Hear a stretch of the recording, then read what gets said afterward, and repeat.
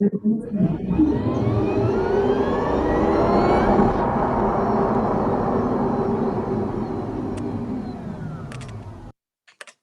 welcome to episode 85 of Tokwa's Ask Us Anything. As usual, it's been a pretty busy news week. Tesla has announced yet another record number of deliveries in Q1 this year, with a total of 310,048 cars delivered. These comprised 295,324 Models 3 and Y and 14,724 Models S and X. This was ahead of total vehicle production at 305,407, some 433 vehicles less than Tesla's record production in Q4 2021. This reduced production was significantly impacted by the Giga Shanghai factory shutdown from the 28th of March through to the end of the quarter. Despite these headwinds, Tesla did in fact improve its daily production rate in Q1 to 3,393, up from Q4 2021, which produced 3,324 cars per day. Following its production and delivery results announcement, Tesla has confirmed that it will hold its Q1 earnings call at 5:30 a.m. on the 21st of April. Shanghai's COVID restrictions are certain to bring significant disruption to Tesla's sales of EVs in the Australian market this quarter.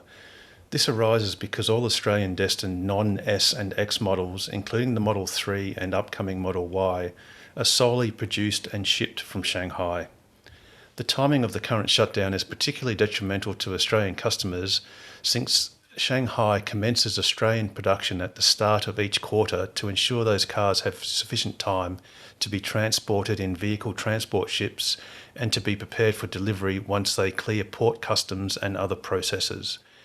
Given the scarcity of vehicle transport shipping, it is plausible in the worst case that Australian destined shipping slots may not be able to easily be rescheduled, meaning a significant number of car deliveries may need to be pushed into the next quarter. The currently available date for the entire city of Shanghai to come out of lockdown is the 15th of April, although suburbs with zero positive cases may open up as soon as the 8th of April. Arriving on high-speed trains, planes and buses, thousands of healthcare workers have arrived in Shanghai. Suitcase-laden and masked up, they've been recruited to help carry out mass COVID-19 testing of the city's 26 million residents. Testing the megacity is no easy feat, and so far, 38,000 healthcare workers and medical personnel from across the armed forces have been drafted in from nearby provinces to get the job done, according to state media. As healthcare workers are dispatched around the lockdown city, some residents were awoken before dawn by hammering on their front doors to be swabbed for the virus. Shanghai's caseload remains modest by global standards, with about 8,500 asymptomatic cases and 425 symptomatic COVID cases on Sunday. But the city has converted multiple hospitals, gymnasiums, apartment blocks, and other venues into central quarantine sites as it strains under the demands of the country's dynamic clearance strategy. Some have begun to question the policies, asking why COVID-positive children are separated from their parents and why mild or asymptomatic infections, the majority of Shanghai's cases, cannot isolate at home. On Monday, Shanghai official Wu Xianwu told a news conference that children could be accompanied by their parents if the parents were also infected, but separated if they were not, adding that policies were still being refined. Individuals who refuse to be tested for COVID for no justifiable reason will face administrative or criminal punishment, Shanghai police said on Saturday. Elon Musk has purchased a 9.2% stake in Twitter, making him its largest single shareholder. A US Securities and Exchange Commission 13G form filed on Monday the 4th of April shows Musk purchased his Twitter shares on the 14th of March, prior to his public discourse on Twitter upholding free speech. Further to his free speech pronouncements, Musk also openly canvassed starting a rival social media platform despite his later announced but prior executed acquisition of Twitter shares. Further to his share acquisition, Twitter has announced Elon Musk will be appointed to its board of directors. This appointment by agreement limits Musk's permissible shareholding to no more than 14.9%. Musk can increase his holding beyond that threshold should he choose by resigning his directorship and completing a 90-day waiting period. And that was this week's news. And it was read so well. With the dial-up internet. Look at that segue. Oh, and we've regained connection to the main studio. Alrighty, so first we'll do some introductions. So if anyone is new, please do say hello and tell us a little bit about you and your car. Otherwise, feel free to do that later on if you're more comfortable, or you're just also free just to lurk and ask questions in the chat. So is there anyone new here tonight? Yeah, me, obviously. I'm Brian Gallagher. Yeah. I've just got a couple of queries for you, but we'll get to them a bit later. Yeah, I've had cool, the car for a bit. I've had the car for about a month. Excellent. Really enjoying it. Fantastic. Yeah. Cool. Alrighty. Well, welcome. In. Yeah, okay. Absolutely. And we'll get to your questions as soon as anyone else has said hello. So is there anyone else that I see a couple of new names, I think, and please, feel free to say hello, or we can just carry on with the discussion. Harold, I think you need to talk to Andrea. Yes. Mondo Nougat. Andrea is connecting to audio, so needs a little bit more connection. So welcome, Andrea. That's okay. We might shoot to you in a minute or two. So we might as well get straight on to Brian. You've got to tell us a bit about your car. You've had it for a month. So is it a Poverty Pearl White Model 3? It's rich blue. Oh, wow. That's very affluent. Awesome. So congratulations for bucking the trend. That's fantastic. Is it standard range, long range, performance? No, stock standard. Cool. Awesome. Fantastic. Black seats? Yes. Yeah. My query for you is related to charging. I'm trying to understand the difference between departure charging and scheduled charging, in as much as when does the charge actually commence? Yep. So scheduled charging will cause the car to start charging at the time specified. Yes. Whereas departure, what it will actually do is it will start charging the car a number of minutes or hours prior to your departure time. And it does that automatically. So when you first do a departure setting, it will actually start charging for a few seconds or half a minute or so. And the purpose of that is so it tastes whatever it's being charged with, whatever it's plugged into, to see what its power capacity is. So if you're using something like this, which is the your ordinary tail from your UMC that you plug into the other side of the UMC, this is a 10 amp tail. It will test that to see what it's drawing, because it has no real means of knowing that implicitly. So it'll do a little charge when you first plug it in, but then it will wait until, let's say it's going to take 3 hours to charge your car and you've told it that you want to depart at 7 a.m. Well, it'll then just start charging at roughly 4 a.m. I think there might be a little bit of lead time there. It might sort of start a little bit earlier than it might think, just to make sure it's ready by the time you're ready to go. Now, you've got a standard range car, so one very good tip for you is set your charge limit to 100% all day, every day, because your car is a standard range car from China. I've done that. Yep, awesome, fantastic.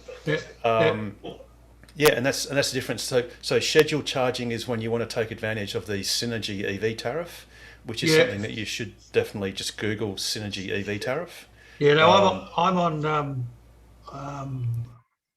tariff varies now, so that off-peak rate is from 9 p.m. to 7 a.m.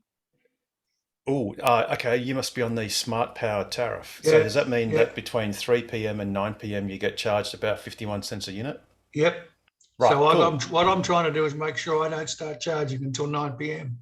Oh, absolutely. Yes. So, Uh, so on that tariff that you have, there is a very strong incentive to start charging after 9, yeah, but you don't need to finish until up to 7. yeah, So in your tariff, yeah, yeah. anything. So you could say, look, the easiest might be just tell it to schedule charging at say 9:15. I think it's in 5 or 15 minute blocks. I don't exactly recall off the top of my head what the scheduling. You can actually do it on your app these days too, I think. Yeah, no, Um, I could set it to start charging at 9 p.m. The problem is it defaults to departure charging. So every time I pull up, Yeah. I've got to reset. I've got to reset the thing to, which is a bit tedious. You shouldn't have to reset it. Once you've set it, and you can forget it. And I think you can even set days of week, or you can have it every day of the week. And Yeah, I I've think got there it. I've might. got it set. I've got it set for every day of the week, and I've got it right now set on a scheduled start time of 9 p.m. Yep. But when I pull up and have a look at it, plug the thing in, it says, yeah, set for a departure at 9 a.m. So it keeps flicking back on me. I've actually Brian, I found that think- in the car, I found that the screen in the car is a bit confusing. Or personally, I find it a bit confusing. When I've done it through the app on your phone, which Yeah, come through in an update not long ago, yeah. I find that setting it in the app is way more intuitive. It's a lot easier easier to in the app. understand what it means. Yeah. And in the app, when you go to the scheduled charging slot, it Yeah. always is on departure. You just got Yes. to click charging.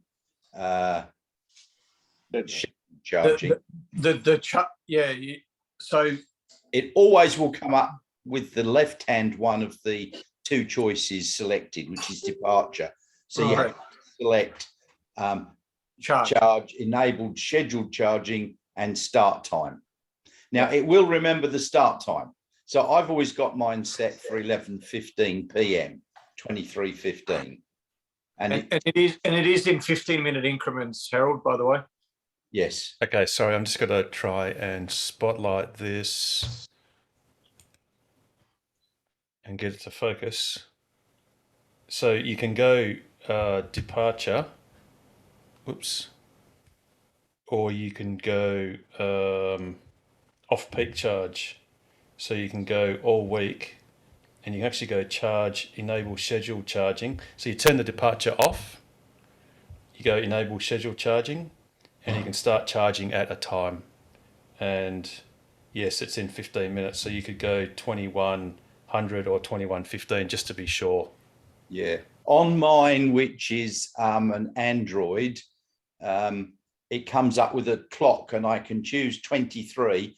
And then if I hit 20, it comes up 20, boom, and changes to 15. So if I make it, try and get one of the minutes in between, it clicks on, registers, and then immediately changes to the 15-minute slot. Yep. So Brian, definitely use the app, but just make sure that you actually. Sorry, let's do that again. Well, that's what just- I've been using the app to set up the scheduled charge start time. But make sure you don't select departure. Make sure the departure is clear. No, I've got that. You got to select charge.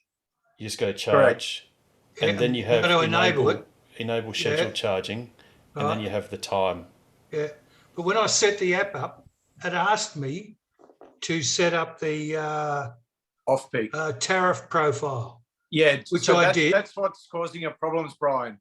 So under departure, it says off-peak charge. So make sure you've got that deselected, because that's the reason why it's not doing what you expect it to do. So if you wanted to start charging at 9:15, all you want to do is just select that charge. So yeah, so Harold, just go back to departure and see how you've got off-peak charge. Yeah, now it's turned off. So that's what you want to make sure that that's turned off. So because I did the same thing, I had that set up, and yeah, it's quite confusing. So I know where you're coming from, but yeah, all you need to do what you want to do is select charge, as Harold has done there, and enable scheduled charging and put in 9:15. So, 21:15. That's all you need to do. Yeah. And now it should work exactly how you want it to. Well, that's how I've got it set right at the moment. Well, just make sure that when you go back to that departure menu, Yeah. that off-peak charge is not selected. And what difference does that make? Well, what it does is, I think it overrides your scheduled charging because it tries to charge during off-peak hours. Yeah, it's fairly intelligent and wants to use the off peak, so it's cheaper. But you're telling it to start when you know it's cheapest. So that will be 9:15 for you. So you don't need to have that off peak rates set up, and it needs to be switched off. Otherwise, it will override it because it thinks it's cleverer than you. And Well, it probably is. in your case, Brian, there's no incentive for you to charge any later than 9:15 in the evening because you've No. got the cheap tariff. You might as well start charging early, and Yeah. it'll finish in half an hour, 2 hours, 3 hours, 4, whatever it is. Doesn't matter. You don't care because it'll be finished by the morning. I'm just looking at this departure thing now, and I've got the off-peak switched on, and there's a note down the bottom saying car will charge at 9 p.m. Yes. Yeah. That's still cool. So So does that probably mean if I just bite the bullet and say bugger it, I'll leave it on departure charging, it won't start until 9, and I'll be right anyway? Yeah, but what it seems to do for me, because I've got a very similar tariff, Yeah. is it wouldn't start charging at 9 p.m. So let's say I had a fairly full battery and I was trying to charge to 90% and I Yeah. was 85%. It would say it would start charging at 9, but it wouldn't. It would start charging at, because mine finishes I've got it set at 6:45 a.m. because from 7 o'clock, I'm on a higher tariff. So Yeah. it would start charging at, let's say, 6:40 a.m. or 6:30 a.m. just to get the last 5% in. So for some reason, it would sort of default to departure type charging when you've got it set according to the tariff schedule. But if you disable the tariff schedule and just tell it to start schedule charging at 9:15, you'll be sweet. That's all you need to know. There will be times. So let's say your power goes out or what have you, Yeah. and it hasn't finished charging by 7 o'clock. It will keep on going past 7 o'clock into the peak period. But that's what you wanted to do on that rare occasion because you don't want to have a car that's undercharged when you need to use it. So. All right, well, I'll have a bit of a fiddle with that and we'll see how I go. If I still got dramas, I'll come back to you in a week or two. No Yeah, worries, absolutely. anytime. Absolutely. Any other questions about your car, Brian? Oh, Brian, you go. Oh, sorry. Ed- Yeah, we'll just quickly get through Brian and then we'll get to you, Gilbert. I had an interesting experience today, a bit of a subject of a bit of road rage. Coming along the traffic and a car pulls out of me, goes across the things on cruise control. The road was clear as I approached, but Tesla decided to apply the brakes fairly savage, and the guy behind me wasn't very appreciative of that. Is that a common problem, or? It will be solved. It's being solved with the latest updates, but we don't have them in Australia yet. It's commonly referred to as, shadow braking. It's getting. It used to be much more of a problem in previous versions. It is getting better, but there are still some circumstances when it does that. But I haven't had a shadow braking event in over a month. But yeah, and I drive on autopilot, the majority of the times. But look, it just depends on the situation and where you're at. But it's one of those. Yeah, it's one of those things, But we're still early adopters. But it is getting better, and the new version in the US is supposed to be much better. I've had Yes. a couple of episodes of phantom braking in the last month, so you're lucky, Pete.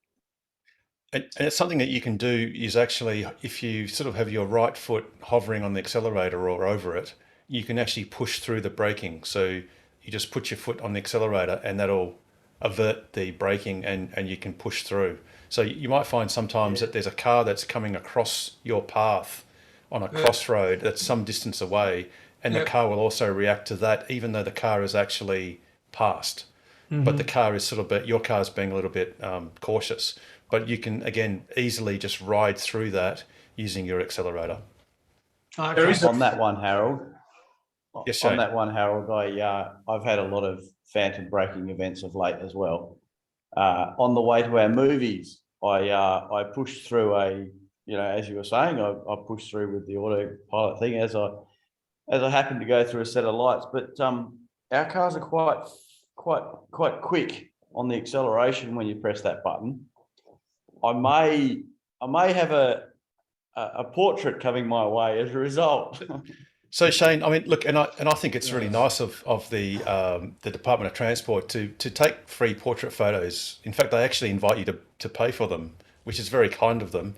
I do dare say that the accelerator is actually it's a linear actuator that has a value between 0 and 1 and fractions in between.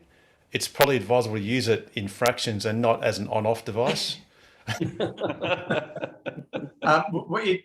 With the shadow braking, when it slams on the anchors, and if you've got your foot hovering over the accelerator, you sort of get pushed forward, so it can exaggerate you pressing on the accelerator. But there is a flip side to this. So I had this happen on Mitchell Freeway. This is going back a couple of years ago now. And the car just slammed the brakes, and it appeared it did it for no reason. And I was about to press on the accelerator when I noticed smoke coming from not the car in front of me, but the car in front of that car. So the second car in front of me had locked up its brakes. And this is when it still used radar. And there's no way I would have been able to brake fast enough to avoid a collision. So sometimes it's, saves you an accident, but a lot of times it just applies these false positives, and it's a bit frustrating. Yeah, absolutely. Absolutely. Okay.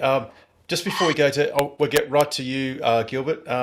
Just one little snippet from last week. For anyone who was watching us on YouTube, which for anyone that doesn't know, that is just youtube.com/Tokwa.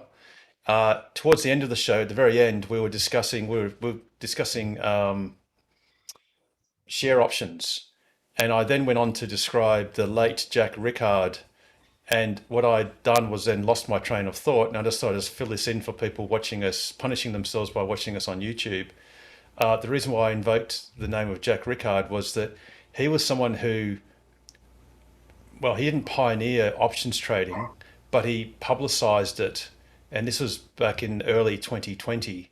And he publicized in spreadsheets how he was buying various options, Tesla options, and how they were quite cheap, and how it was very lucrative for him to make a lot of money, which he did actually do. He earned himself thousands of Tesla shares in doing these trades.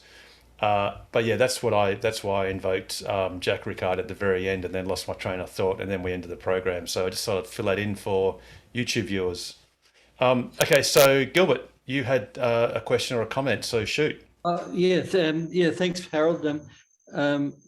This is the third year we've tried to get to Geraldton to go fishing, and I think we're actually going to do it this time. There's COVID, but not in our group. And I just wanted to know if the Geraldton charger is still operational and still accessible, and all of those things. Yes, absolutely. So the Harold Geraldton, knows that charger in Geraldton intimately well. yes, I do. That Geraldton, the Tokwa Geraldton charger, got a visit from yours truly last week, and what we actually did was previously it was mounted on a frame that was used to carry it up to Geraldton, and then I basically took it off the frame, put the frame back on the car, and then permanently mounted the charger on the actual concrete base. So the great news there, and then Phil Magnoli charged it literally just a couple of hours later on the same setup. And as you can see, you can very safely park your car where it should be parked, which is away from the roller door. And there's plenty of cable to charge it. Now, if you just peruse PlugShare in the comments, you can see that there's a padlock code on PlugShare. Yep. And you also need to download and use the Smart Charge app. Yes, I've got the Smart Charge app. Yep. And you can just use a credit card casually, or you can sign up with Smart Charge and attach your credit card to an account whereby you don't need to keep putting your credit card in the app each time. Yeah. There's a provision to just have an automatic top up these days. And so I just keep $50 in there, and when it gets down low, it'll automatically recharge from the credit card. Yeah, right. Cool. Yeah, no worries. Yeah, so that's that. So basically, that's available, and also on the way, if you need it, you've also got John Edwards's Jurien Bay fast DC charger at the Ampol. Oh, terrific! Oops, Okay. Just trying to bring it up there. There we go. That's at the Ampol, which coincidentally that was actually when it was a black color, was actually carried by the same Model X on the very same shark fin adapter. Right. And then basically two near pensioners installed it in about an hour and a bit with the supervision of an electrical contractor. So Great. But Nigel, no, that was John Edwards and myself. Wingman here, Harold. Yes, Nigel. Andrea has got a question. Okay, Andrea, shoot. Oh, sorry, where are you? I'm just looking. Just here, I've popped up. Oh, yes, got you. Yeah, yes, welcome. Hello, thank you. I was just, well, good evening, everyone. Just an issue that I had. I only received my vehicle 2 weeks ago, so I've been thoroughly enjoying it. I installed a child booster seat into the vehicle. The child booster seat differs from the standard child seat in that the child actually uses the vehicle's seatbelt, not the harness in a typical system. The issue that I'd been having is that once the seat was installed, because the seat has its own weight, even without a child in it, it was triggering off the sensor, indicating that the seatbelt hadn't been put on. And the only workaround that I was being able to work out was that I had to continue to reach over from the driver's seat and plug in the seatbelt, even though the child was no longer in the car. I did speak to Tesla, and they advised that there was actually some sensors underneath the seat that I could pull out the seat and disconnect them, all of which I thought was far more effort than made sense. So I found a place called Seatbelt Solutions in Welshpool, who were kind enough to make a seatbelt extender. After seeing the car this morning, they made up a little extender. It essentially plugs into the seatbelt and then gives me a second buckle that now sits above the original buckle in the seat, and stops all the beeping. Works a treat, and it's even easier for the kids to put their seatbelt on and off because they're not reaching around as far. So just thought cool. I'd like to share that with everyone in case someone else comes up with a similar issue. Yeah, what do they fantastic. charge you for that? $55. Oh, that's not too bad. There you go. That's pretty good. I was going to say, oh, it's not Tesla's, it must be Tessera's. There are two aftermarket Tesla Australian-based websites, Tesla's and Tessera's, and Look, I think I it must. did find similar adapters online. A lot of them out of the United States. I was just advised that in the case of any insurance incident in Australia, unless they're Australian compliant, it would be deemed to be tampered with a seatbelt and the safety system. Yep. So these guys here, I don't know if there's any way to share a photo, but Yeah, you can. If you've got the photo up, whatever device you're on, you can actually go share screen. but you just got to be Okay. careful that you're sharing the right thing. Or you can put the photo in the chat if you like. If you've got a file, then I can bring it up if you're more comfortable with that. What I was mentioning is I forget whether it was Teslas or Tesseries. Oh, here we There go. we go. I think I've done it. This might work. Yep. That- Yep, yeah, there it is. cool. Yep, that's it. Nice. Yeah. Now, obviously, it goes without saying that in one sense, you've got to then be a bit more mindful whether your kid actually plugs into that receptacle, because obviously the car won't know the difference whether they are Exactly. actually plugged in or not. But I mean, as a responsible parent, we would always check if our children are belted in anyway, so that's cool. Yeah, awesome. Good. That's a great scoop there. Andrea. Andrea, Look, that's good. It avoided some beeping dramas, so I was happy. Yeah, I think the beeping actually goes away after a period of time, but sometimes what can No, happen look, is you can go it around the does. corner and it Yeah. unloads. Look, as soon as I hit the accelerator and it pushes the seat back into the seat, it triggers again. As you go onto the brakes and slow down, it sort of lifts the weight up because it's been suspended slightly by the overhead tether. Yep. But yeah, on acceleration, as we all know, they move, and the weight moves down with it. So Yeah, I dare say what would be really super useful is if Tesla could bring an accessory whereby you would have like a secondary sensor on the booster that would somehow communicate with the car, so that would be the sensor that was used rather than the actual seat sensor. But I mean, that's just another level of complexity that I think the easy solution at the moment is the fact that rather than relying on the standard Australian booster seats, with the ISOFIX seats that are more common in Europe, yes, they actually elevate it off the base because they clip into the rear of the seat. that's right. So I think that possibly an ISOFIX seat would resolve the issue on its own. Yes, and that's what your car is compatible with as well. It has the ISOFIX fittings. Yes.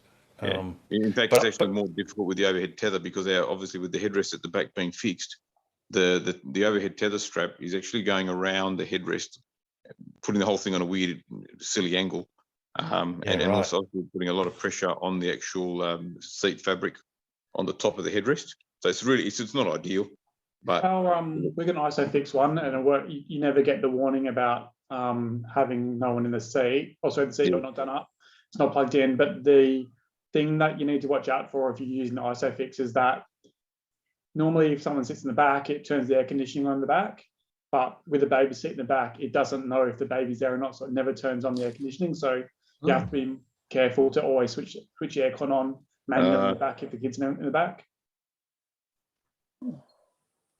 But in your situation, you won't have that problem because you're plugging into the seatbelt, where I'm actually using the ISOFIX, so it's different. Yes. Yeah. I think the ISOFIX trips out the sensor or something because it must pull on the ISOFIX latch or something, which then overrides the warning for the seatbelt. Awesome. Sorry, I was just reading chat, just trying to catch up on the chat. Yeah, that's cool. I mean, I guess, Russell, that your decision would then be you could probably put something under the seatbelt to make sure it sensed it. Oh, no, because the ISOFIX, so there's already a weight on the seat, like there's enough weight there to trigger it to be a seatbelt warning. But because it's connected to the ISOFIX, I think the car realizes that it's actually a child seat there, so it doesn't actually trigger the warning. Right, but it does trigger the aircon going to the back vents. No, it wouldn't. It's like if someone sits in the back, it will go on, but if no one's sitting in the back, even if the baby's in the car seat or whatever, it will never actually turn on by itself with a car seat there. It's like it knows something's there, but it doesn't know it's there all the time, if that sort of makes sense. Yeah. Hasn't it got to have the seat belt in and locked to realise, and a weight on the seat? So the seat sensor's triggered, the seat belt lock is triggered, and then it says there must be somebody in the back and put the aircon on. Yeah, it's got to have both. So Russell, what you could why not put a dummy? Put a dummy. No, get one of those little. I forget. It was either on Tesseries or Teslas. You get the dummy seatbelt clip, and you put that in the seat that the ISOFIX baby seat is connected to, so that then, as Nigel was alluding to, that might then cause the aircon to come on in the back because it thinks that there's someone sitting there. Lance is showing it now. Oh, yes, yes. Oh, sorry. Let me just spotlight you for a moment, Lance. And Lance hasn't even got his car yet, and he's showing He's got the accessories. got all the accessories. So that's the one. So if you plug that in, Russell, with Yeah. your ISOFIX, that might fix your aircon problem. I'll just plug the middle seat belt in to start with, just to see if that Precisely. the side one, and Yes. to see if it fixes it. And Yeah, if it doesn't absolutely. work, then there's no point in buying it, I guess. But yeah, it's only a couple of dollars, isn't it? Yeah. Well, I guess I mean your seatbelt's free, so if you can just strap your seat, you might put the seatbelt on first, and then refit the ISOFIX, and then it could be job done. Maybe I'll see. Also, I think I'll get in the way. It's a little bit. Oh, you can. The seatbelt's only slack, so you can probably just make sure you route it the correct way. So you lift it up, the bottom part of the sash, or whatever you call it, the lap bit. Yeah, okay. Lift it up out of the way of the prongs for the ISOFIX. Awesome. Just while we're on seatbelts, does anyone else's passenger in the front seat? Oh, I've got a Model S, but does the passenger ever have trouble actually finding the slot to put the seatbelt in? Oh, some older people maybe. Depends how drunk you Some are. I older guess. people. Okay. Yeah, some older people. Yeah, When they thank- put the ABC on, they get a bit confused. It's a bit dreary, drowsy, and so yeah, right. it can be a bit of an issue. Yeah. Just And know what the ABC. I'm assuming if you put a weight, like a piece of luggage on the rear seat, you should actually plug the seatbelt in as well, because that often triggers the alarm as well, at least in my car.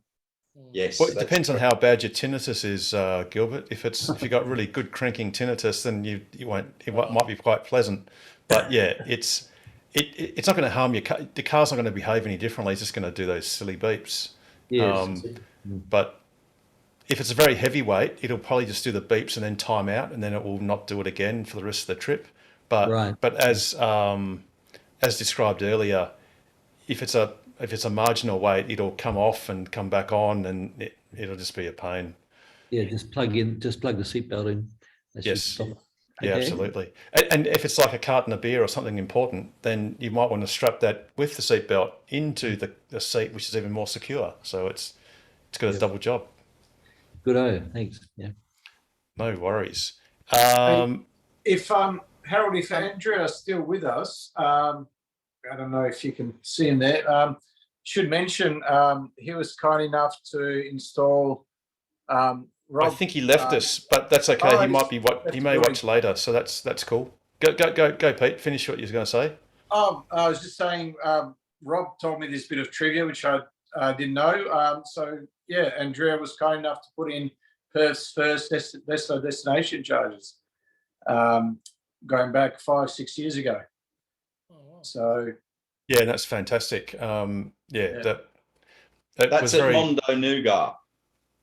that's exactly where it is. Yep. Yeah, right. Yep. Absolutely. Speaking of where it is, Richard Cooper, which prison farm is he in at the moment? You look like you're in some sort of lockup place there, Richard. What's going on? He's in Hayden. He can't talk. You got COVID or something? Use your big words, Richard. Thumbs up. Okay, you can't speak. No, he's very Okay. tired. He's obviously mic'd up or something. I don't know. He's away, I think. I think he's in Esperance or something. Esperance? There you go, Esperance. He's in Esperance. Awesome. You're in a massage parlour. They've even got It's internet at Esperance. What's going on down there, Richard? Hey? He says he's now in Hayden. He's definitely in hiding. There's something. Yeah. Yes. there Oh, you go. because Richard, you're at the Hayden Motel next to the 3-phase charger, because I recognise those brown brick or those brown bricks. No, I got that wrong. no. Also, crash and burn. All right, never mind. Moving right along.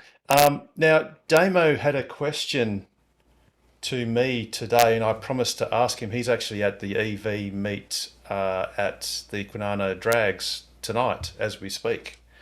Now, his question was, he has a friend that might need some rims unrashed, and the question was, are there any suggestions on the floor as to who or which companies or the best way to approach that? Yeah, that's a good question, because I've got the same problem, and I was told to use. Let me just find it.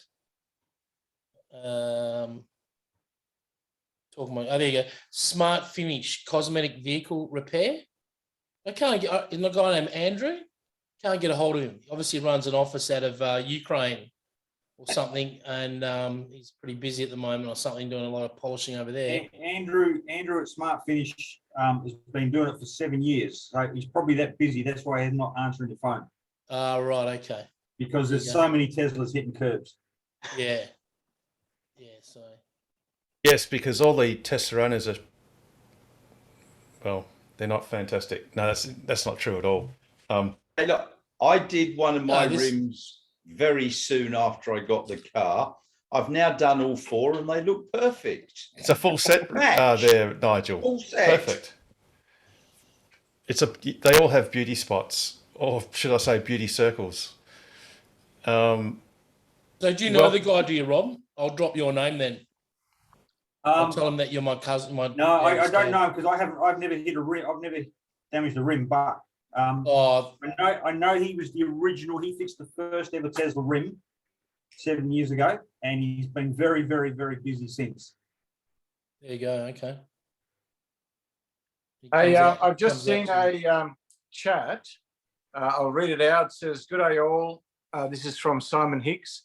I heard a rumor somewhere along the way that one of John Edwards's chip machines was set up in Southern Cross temporarily. Can anyone confirm this? If so, is it still there, and how long will it be there? Nothing on PlugShare as far as I can see."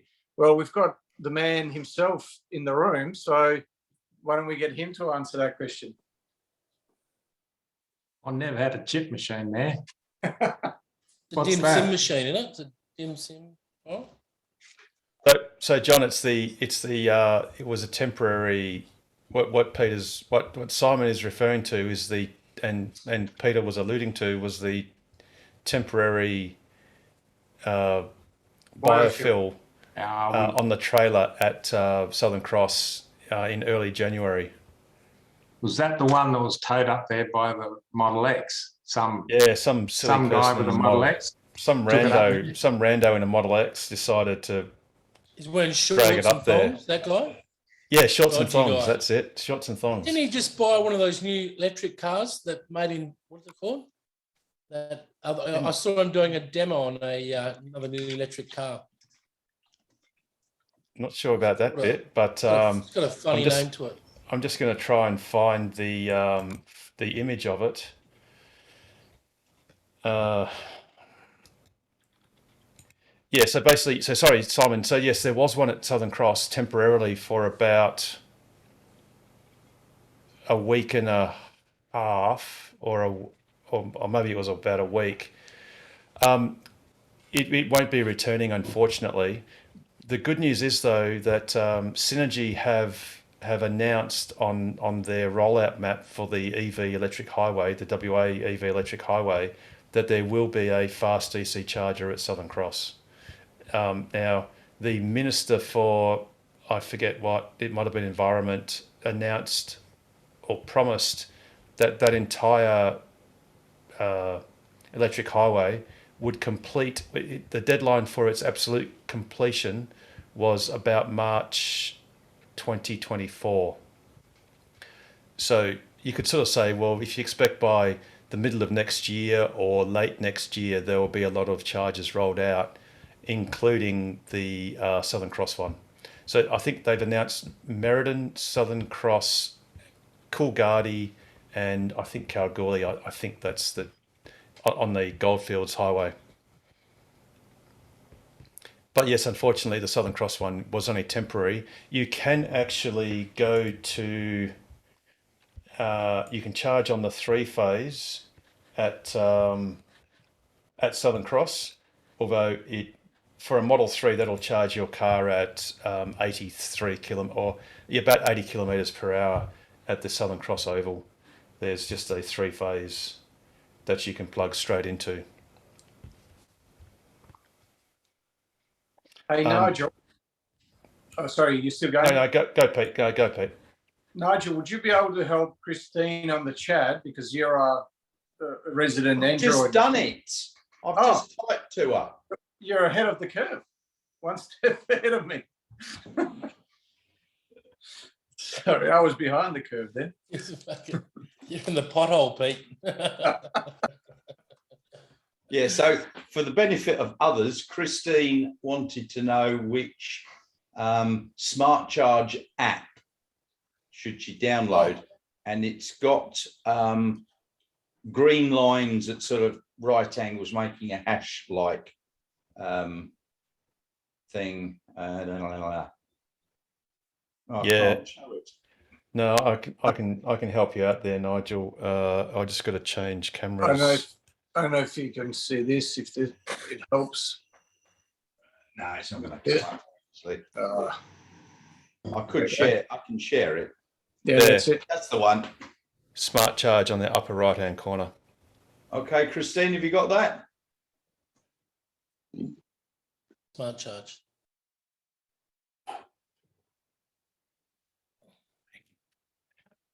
Sorry, just got to adjust my camera again. Alrighty.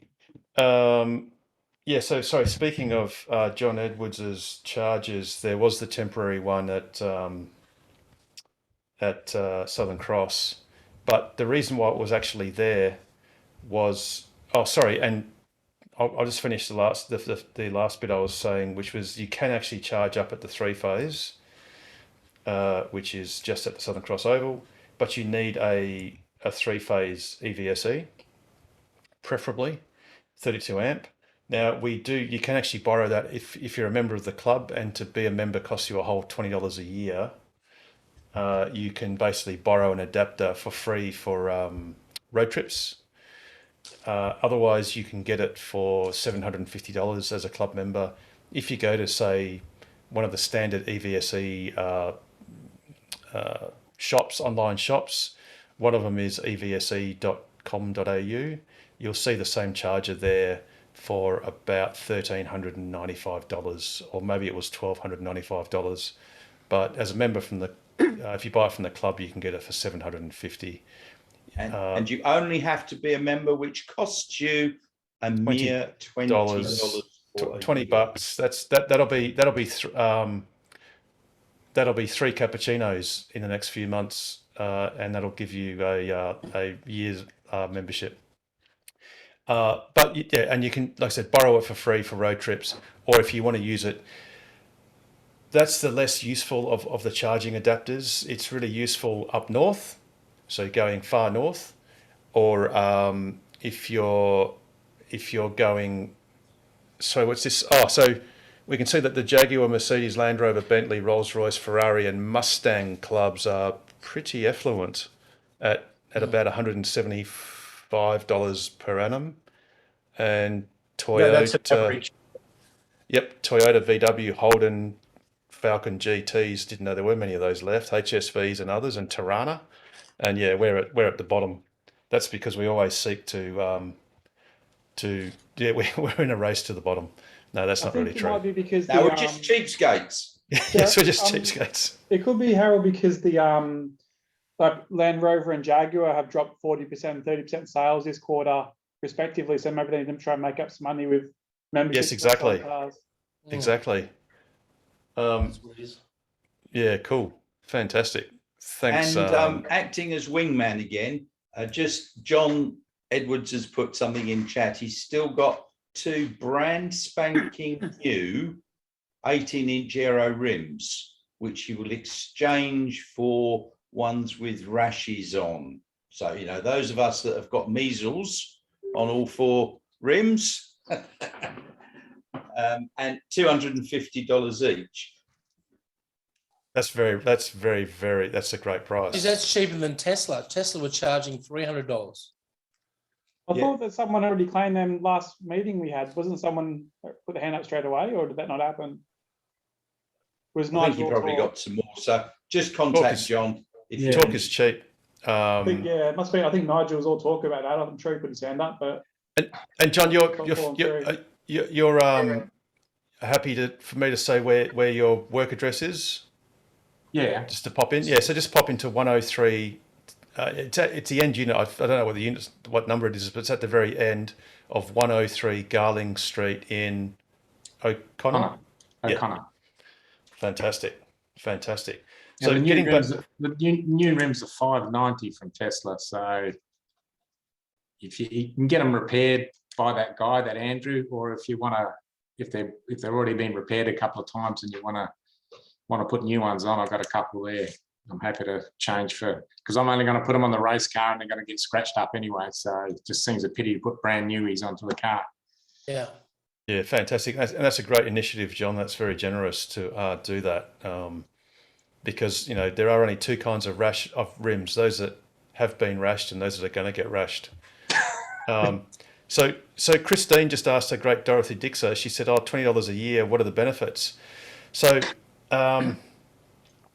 tangibly, if you want, you know, benefit for money that you don't otherwise get for free with the club. So for instance, the things you get for free are joining the Facebook page, looking through our website, joining Ask Us Anything at any time, well, any Wednesday at this time.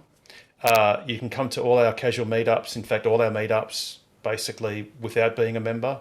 But if you are a financial member, what you get is, like I said, you get loan adapters. So you'll get charging cables, charging adapters. You can borrow spare tires. This is all for free for road trips. You can.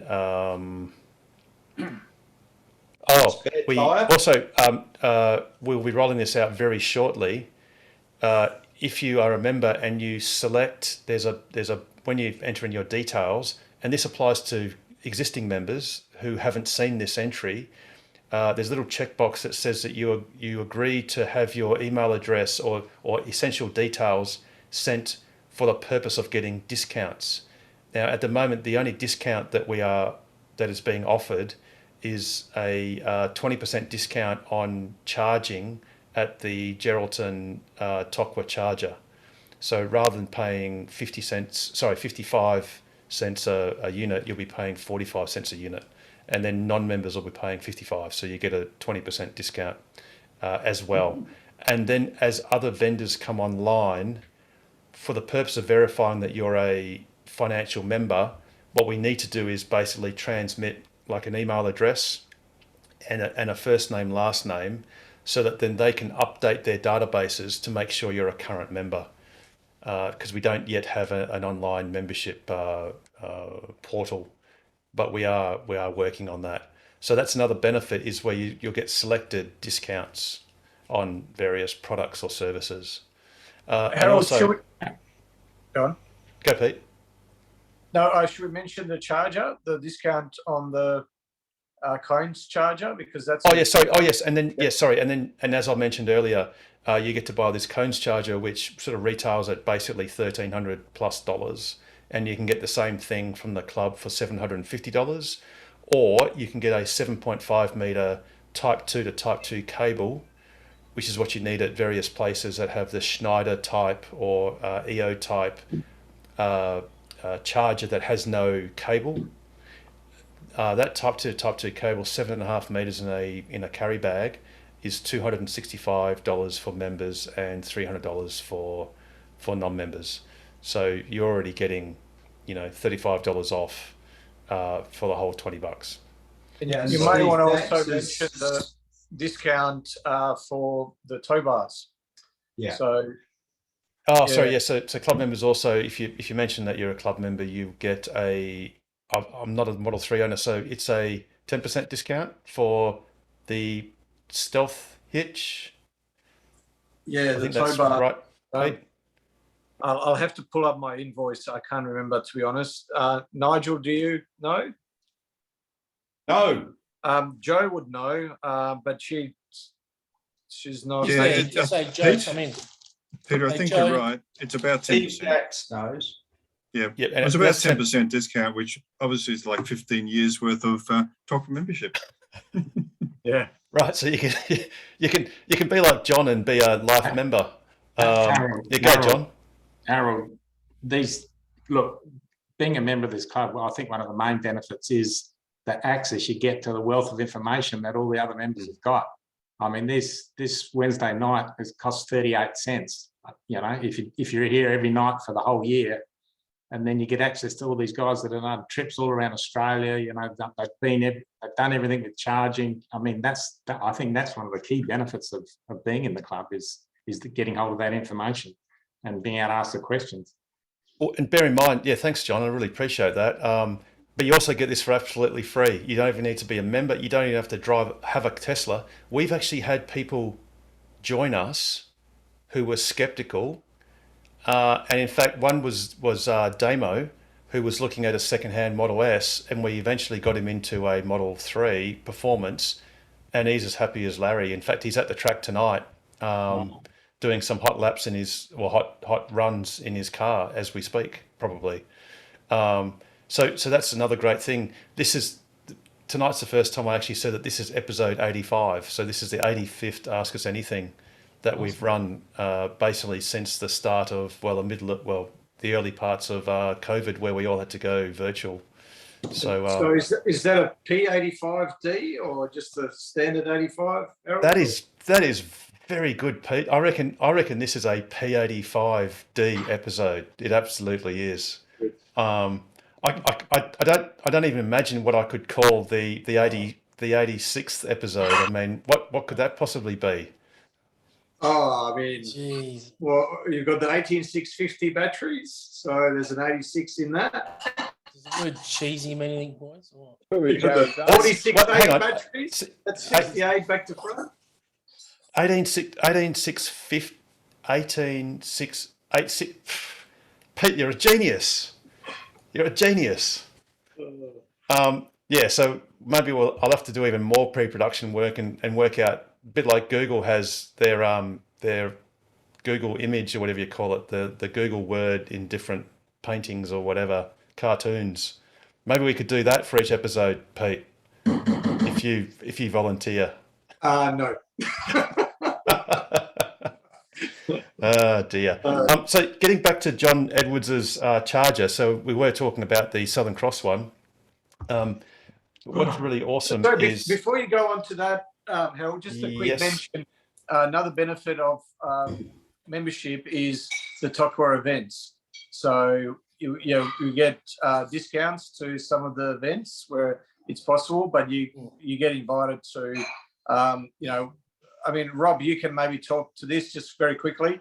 I mean, we pretty much have an event, one every month, the casual meetup, but then there's other ad hoc events. There's at least one every couple of months. Oh, actually, speaking of which, and it's a good thing that John's in the room, and I'm going to have to rely on my notes because I don't have it in front of me. But on I hope this is right, the 14th of May. Is that right, Correct. John? that is right. Yeah. Awesome, fantastic.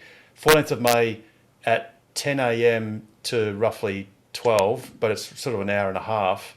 I'm setting up, and I apologise, I haven't done it yet, but I'll be setting up a try booking setup. It's $150 for people that want to run some safe hot laps at the driver risk management track at the airport. So it's done under safe conditions. You do need to wear a helmet, which, John, I think they're on site. You can borrow helmets. We got 3 or 4 helmets that we can. Awesome. We've got a small, medium, and large, and there's a few there, but some of the guys can, if they've got it, can bring it. Yeah, awesome, fantastic. Yeah, that's fantastic. So there is an extensive form you need to fill out for insurance purposes and all that sort of stuff. The fee is $150, but I can tell you from my own personal experience, and I'm by no means a hoon or anything like that. I mean, my tyres last forever. It was great fun. It really is great fun, and you actually learn a lot doing it, and it's just great fun. And on that same day, of course, anyone is welcome to come as a spectator. That's totally free. So if you just want to spectate, it's completely free. But if you want to participate, there are up to 12 slots, roughly, approximately. And yeah, like I said, at $150 for a safe track run, it's awesome. There'll probably be 3 groups of 4, depending on how many people have booked. So you've got a bit of time. You do about 3 hot laps, and then you come off and relax and chill out. And then the next 2 groups will come thereafter, and it's a great time. I want to ask you, John, because I don't think, have you been on a hot lap, John? Have you done it?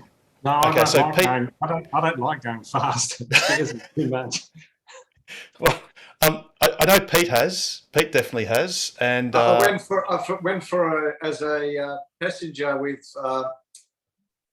Jürgen. Jürgen, sorry, mental blank. Yeah, and I was trying to hold my camera up. He's using the steering wheel with just 2 fingers. That's how light is on the steering wheel. While I'm going like that with the even in the bucket seat with the camera. But geez, that was more fun than a roller coaster. Yeah, absolutely. A little pro tip: if you were going to think of getting your tyres changed, just book the tyre change after the event, because you don't want to put brand new tyres on. Then again, maybe you do because you want to go super duper fast. But Just another thing with that 14th, Harold, is it's not confirmed yet, but I'm trying to organise with a company called Mineral Resources. They're doing a partnership with a disadvantaged youth group. I've got the name somewhere. I don't know who they are. And they're Toyota donated some cars, and they're teaching these kids how to drive. And they suggested that they might like to come out and either spectate or do a few passenger laps for these kids. So I've made a booking for 2 hours for the track, and we might schedule those guys in for a little bit as well. I think it'd be a nice fit for us, and I think the driver risk centre might give us a little bit of discount on the track time if for those kids. So yeah, so if anyone's interested in coming along and make it into something, that'd be good. And I'll bring a 50 kilowatt charger out there as well, so we'll have fast charging if anyone needs it. That's interesting. We've actually partnered with Mineral Resources at Roy Hill. Oh yeah, okay. So yeah, that's good to hear that they're doing that. And go back one spot. Joe has just put up that the Stealth Itch tow bar, she got a 5% discount as a TOCWA member, which was $127 saving. So you only get your membership back, 6 times over? 6 years, yeah. 6 years. Cool. Harold, are you going to put a link somewhere for this, just so people know? A try booking link for the... Yes, absolutely. I'm going to send it out in an email, and we'll also post it up on Facebook. So I meant to do it today, but I got bogged down with configuring OBS and other things. So apologies that I will be doing it tomorrow. I promise. And so let it be recorded on YouTube, and so let it be done. But yeah, it'll go out tomorrow, and there'll be a try booking link, so you just book it. That way we know that people who say they're coming will come because they put their money down, and that way we can give John a firm numbers. No refunds. No refunds. No refunds. That's right. No refunds. Unless corporate, consumer law dictates that the refunds be given lawfully. Now, getting right back to other things, which are almost in the I wouldn't say the Wild West, it's really the Wild East, is actually John Edwards's charges. So the first one we get to is Belladonna, and at Belladonna there is it basically puts out roughly 20 kilowatts DC, or 20 kilowatts of DC power at the Belladonna Roadhouse. So that's one initiative by John Edwards. So that means that'll charge at that Model 3 there at twice its normal AC charging speed. And if we just flick across to this Kona in particular, this unit will charge this Kona at 3 times the normal rate it would expect on AC. And then moving across just past more to the east, there's also the Madura Pass Hotel, which also has, there's the Delta. Oh, that's interesting. They actually took this one out for a trip. But there's also the same Delta which, like I said, charges this Kona at 3 times the rate and a Model 3 at twice the normal rate of AC. And then to the centre, we have the best bit, which is, oh, that didn't click on. Sorry about that. At Kaiguna, for some reason, the interwebs are slow today. And this is the 50 kilowatt biofill. And there's the handsome Get John rid of Edwards that. and Jürgen Lunsman. So basically, that's let's go back one. This is the day it was commissioned on the 12th of January. So that's getting back to when the Southern Cross charger was there temporarily for this endeavour. So basically, this is a 50 kilowatt fast DC charger that is running on a used chip oil or vegetable oil, or being run on used vegetable oil, basically. And so it basically means that it's actually carbon neutral, or even better than that, because what would happen is the used oil would either be dumped in the ground, in which case it would eventually convert to methane, and methane has dozens of times more carbon dioxide, more greenhouse effect than straight carbon dioxide. Or I subsequently learnt that they would actually pour it over their bonfires and dispose of it that way, which means it would just get converted to CO2. Now, what John's doing is, well, he's interrupting that process of either being turned into methane, which is very bad, or carbon dioxide, which is what's going to happen anyway. And he's actually converting it to carbon dioxide and using much of that energy to go into an electric car. So by any measure, no matter what anyone says, it's actually a positive, it's a net benefit to the environment. And also, given the fact that there is literally nothing else to charge your car quickly, that in itself makes it completely awesome. And the only thing that's wrong with this system, and unfortunately it's a big failing of this system, is there aren't about half a dozen of them as a string of pearls going across the Nullarbor all the way from Norseman to Ceduna. Or even Ceduna or Augusta, for that matter, Port Augusta. That's the only thing that's wrong with them. There aren't enough of them. So, but again, that was an awesome initiative, solely instigated at the instigation of John Edwards. So, by the way, just to qualify that statement, they have been funded by the EV community, right? So we've got a lot of generous donations, and the donations were made to the University of WA, and those assets are now owned by the University of WA, and their plan is to monitor the usage of them and watch the usage of them increase as time goes on, as more charges get rolled out. So we'll get some useful information from that, hopefully. But they are owned by UWA and funded by the EV community. Absolutely, but the actual notion, or even the let's call it the invention or the implementation of this solution, is solely at the effort and the tireless effort of John Edwards to basically not take no for an answer and go, how can I do this? I mean, the easiest solution is just run it on diesel, and that would work perfectly fine. But John went that extra mile to remove the doubt of those naysayers that will say, look at this EV being charged on dirty diesel.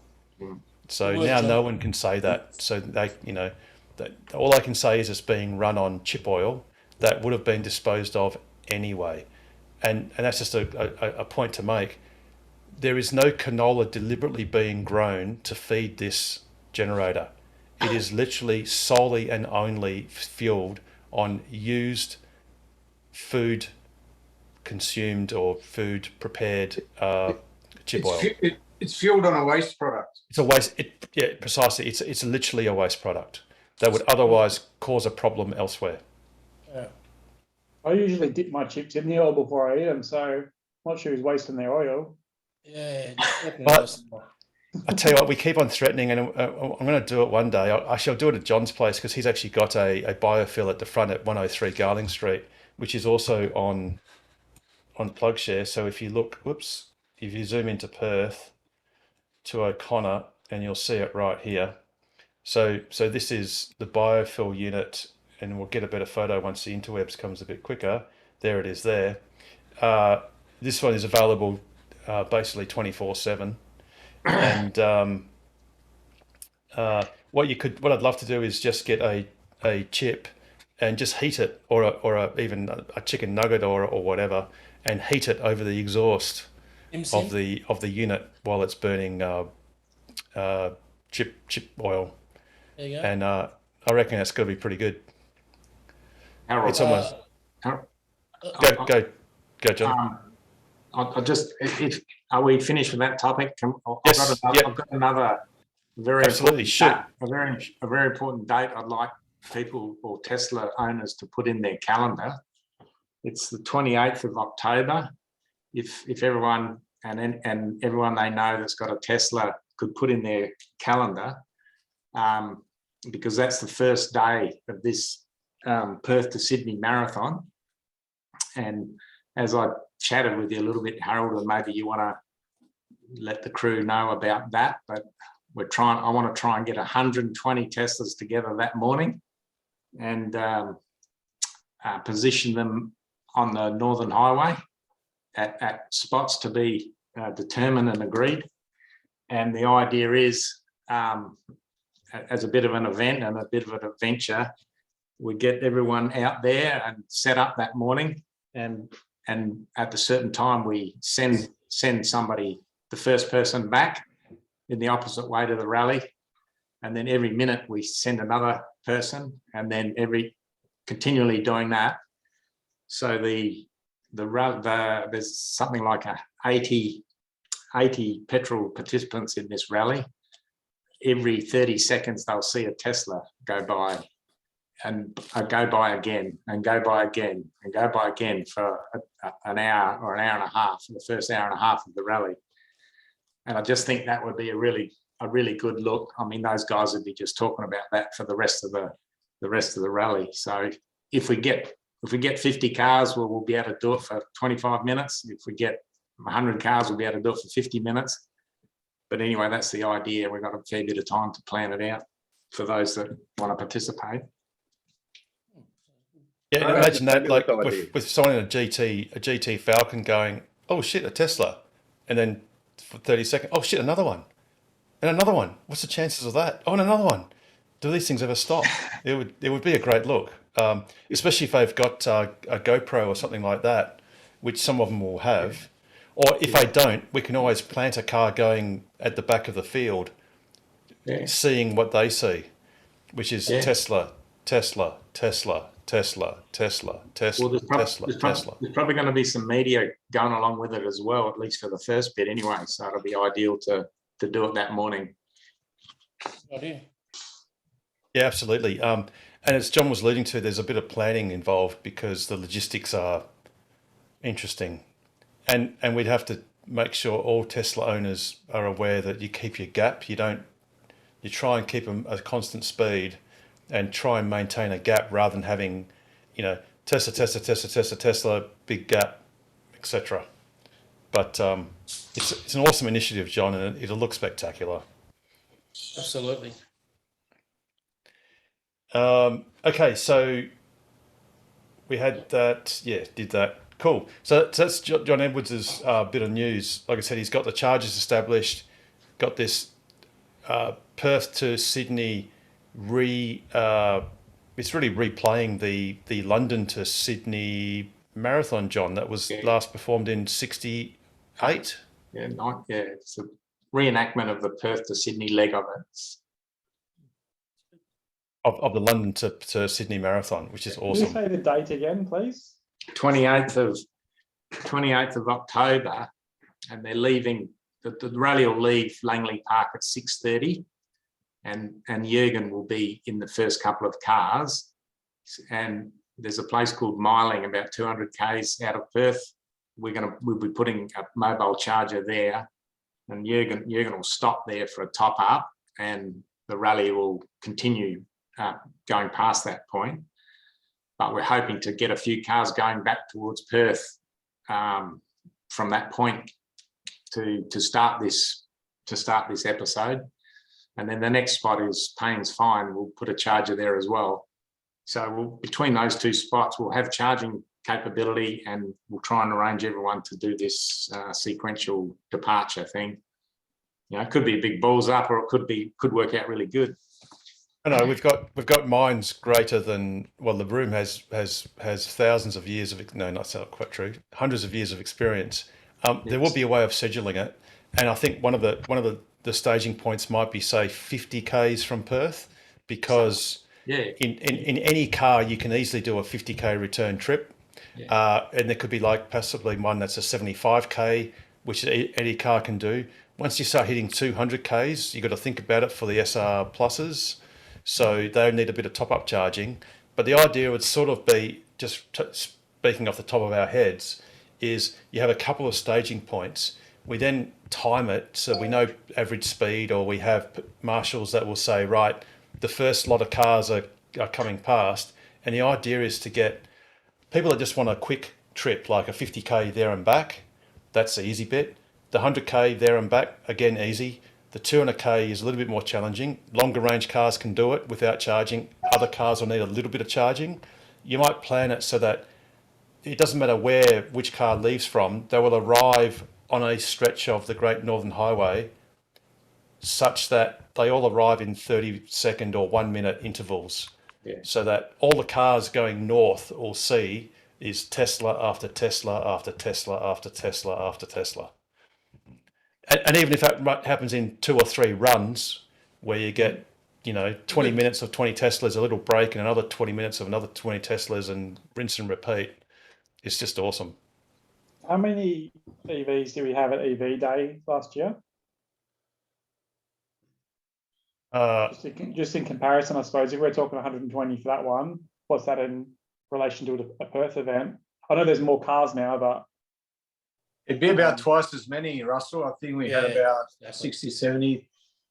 So do we want to aim for like 120 at that event as well, seeing it's in Perth? Yep.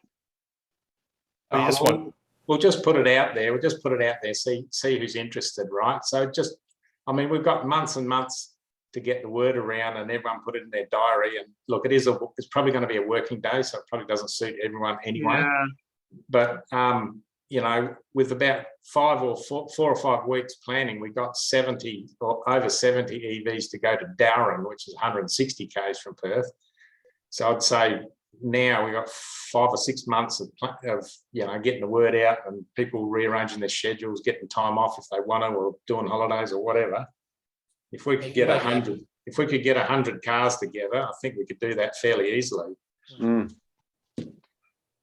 Yeah, I think the concept is brilliant. It would be such a PR exercise that I'm sure it's the news, and it'd be brilliant. Yeah, it would just, the petrol enthusiasts will probably go, fuck, not another Tesla. Fuck, where are they all coming from? Where are these fucking wankers? Like, fuck. Imagine it. Excuse the French there. But we got to get thanks again. Apologies to the YouTube algorithm. That's a good idea. I like that idea. We can have some charging elites hanging out of the car at the same time, just to create some controversy. Extension cord dangling out, just dangling out, and just slapping on the ground, just bobbling along. That's what they're going to say. Or a satellite dish, not Harold. Oh no, that's going to stand out definitely. Speaking of methane, 200 megabits per second internet, awesome. Richard as we're driving Chapman. Along. Is that Richard Chapman in the background there? Richard Chapman, yes. Is that a new lounge suite that I'm looking at? It certainly is. Very I can tell by the wine. Lovely new lounge suite. I can tell by the wine. Driven to drink. Yeah, good stuff on tonight. There you go. So I mentioned that. Apparently someone was having... Emma says not by your wife. Now, something that's new and awesome is a video from Tesla It's a drone video of the Gigafactory in Berlin. And for anyone that's seen it, I am playing it at 75% speed because it just makes it easier to comprehend. And it goes a little bit like, no, I'm going to wait for that. It's going to spool up shortly. I've got a confession. You got that shot, Harold, of where you're towing that tank with your car? That's the one that Rob Dean very kindly tweeted out. Yeah, when he was in Iraq or somewhere yesterday. Beirut, he was in yesterday. No, it wasn't. But I think it was Ukraine, and I was towing a Russian. Ukraine. I was towing a Russian tank, and many thanks for Rob for doing that. It's bad enough that I'm already a target for suggesting that you could use pioneering the mobile use of a Starlink dish. Now I'm pioneering the towing of a tank with my car with the Tokwa logo sticker on the side. Awesome, great work there, Rob. Okay, this is a video. I hope it works.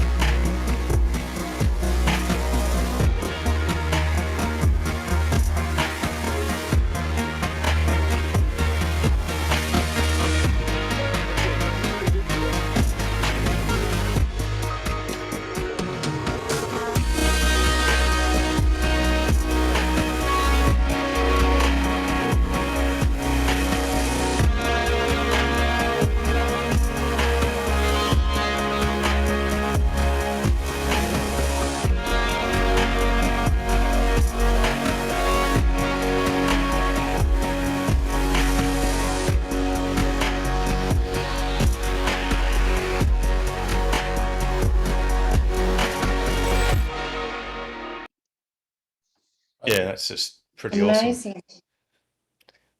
And I think there was a video comparing that to Pete. What was the car manufacturing plant? Was it the Lyric or The something? GM Lyric. GM Lyric, and it's like horses and buggies and electric cars. It's just completely different. A lot of manual labor, and you look at that. I slowed it down to 75% because if you play it at proper speed, there's just too much to take in. It's just too overwhelming. But it's just amazing. And speaking of which, we've got the Texas Gigafactory Gigafest tomorrow. Sorry, Friday our time, but Thursday US time, which will be an awesome celebration of the imminent opening of the Texas Gigafactory. And actually, go Pete. Oh, just quickly, any news whether there'll be any deliveries on Friday out of Texas? I've not heard anything at all, to be honest. So I dare say no. That might be because they may not yet have the final approval. All the regulatory approval to actually sell the cars. So they can't deliver them if they can't sell them yet. So I'm just not sure. I don't think there's going to be any deliveries. It's just going to be a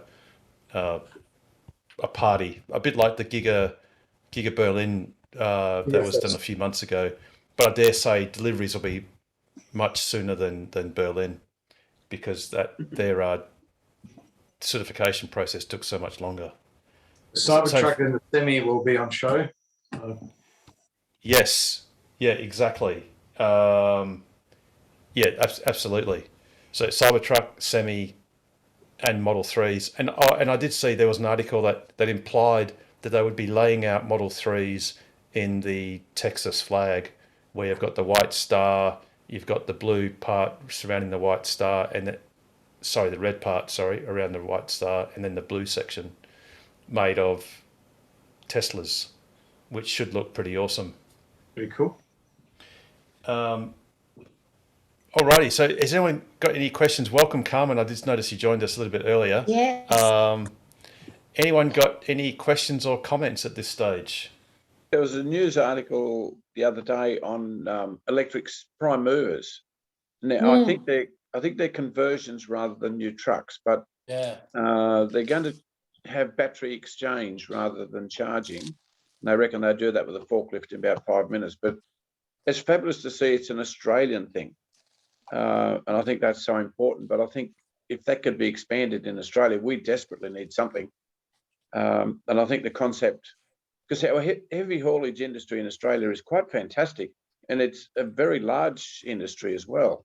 So it's fabulous to see these coming on stream. I think it's initially Sydney, Brisbane, Sydney, Melbourne, the two prime runs, but I think they're looking to expand that too. So that'd be great. Yeah, absolutely. Look, Tesla's Semi is a compelling offering. It's just that it's going to take a few years to get to us. But yeah, you're right. It's great to see. And the same as Richard Chapman has said, with publicly disclosed information that the big mining companies are going to electric locos, or at least they're starting on that process. And that's a process that once the economics stack up, which they clearly either do or will, it's just going to be unstoppable. Yeah. Yep. Absolutely unstoppable. Electric everywhere. Oh, and welcome, Kim. Certain competitors, though, are talking about how hydrogen makes so much sense in rail. It's like, no, it doesn't. Next. Probably not rail, because, look, the great thing about rail is if you really have to, you can put overhead pickups in strategic locations and do some recharging or just some powering, particularly where it's easy to do. You certainly can. So you could do that really easily. Obviously, in a cyclone environment, you can't have overhead lines everywhere because that would probably be a problem. But then again, you could look. I'm sure it's been done elsewhere. Yeah, I've not heard of that being a thing that Yeah, because I'm sure that there are overhead power lines in places that are cyclone. Yeah, I'm sure there is. Well, from You know, Mackay, all the coal is transported by electric train from yeah, Mackay. exactly. So yeah, And the irony. Blackball and all that Um, way. So they're hundreds of miles of electric trains, heavy haulage trains do you out know, there. and on that, I know. I mean, I'm a rail guy, so I'm going to find all these things fascinating. But when they're actually dumping that coal, apparently what happens is the pantograph on the front locos actually drops. It goes through the dumper, and then picks up on the other side, and then the other locos power it through, and then they drop, and then the front ones put it through. I'm like, wow, that's actually genius. So you know. Yeah, because you only need Yeah. one to. That's right. You only need one to be powered one when you're doing pair, such slow yeah. track. Yeah, yeah, exactly. So I thought that was pretty cool. But no, I've not heard that as been the material that you'd use on the for the conductors for the amount of current that you draw. That could be an issue. But yeah, that's just a material science issue. So yeah, They're nowhere near as long as the iron ore trains. They're only 105 carriages and I think 3 locos. But On they're what an track? incredible sight to see. They're running 24 hours a day. They're incredible. Oh yeah. Awesome. Now, speaking of, well, not quite 24 hours a day, but in about 12 hours, we're actually going to have a special morning edition of Ask Us Anything. The purpose of that is actually to talk to Dennis Pascal, who is the Orange County Tesla Owners Club president. And there's a couple of reasons why we want to talk to him. One is because he's got a very old Model S that's recently just had a 90 kilowatt hour pack replaced on it. But his car was actually an S85 Tesla. So that's one reason why we want to talk to him and just discuss how that process went about and how his car's going.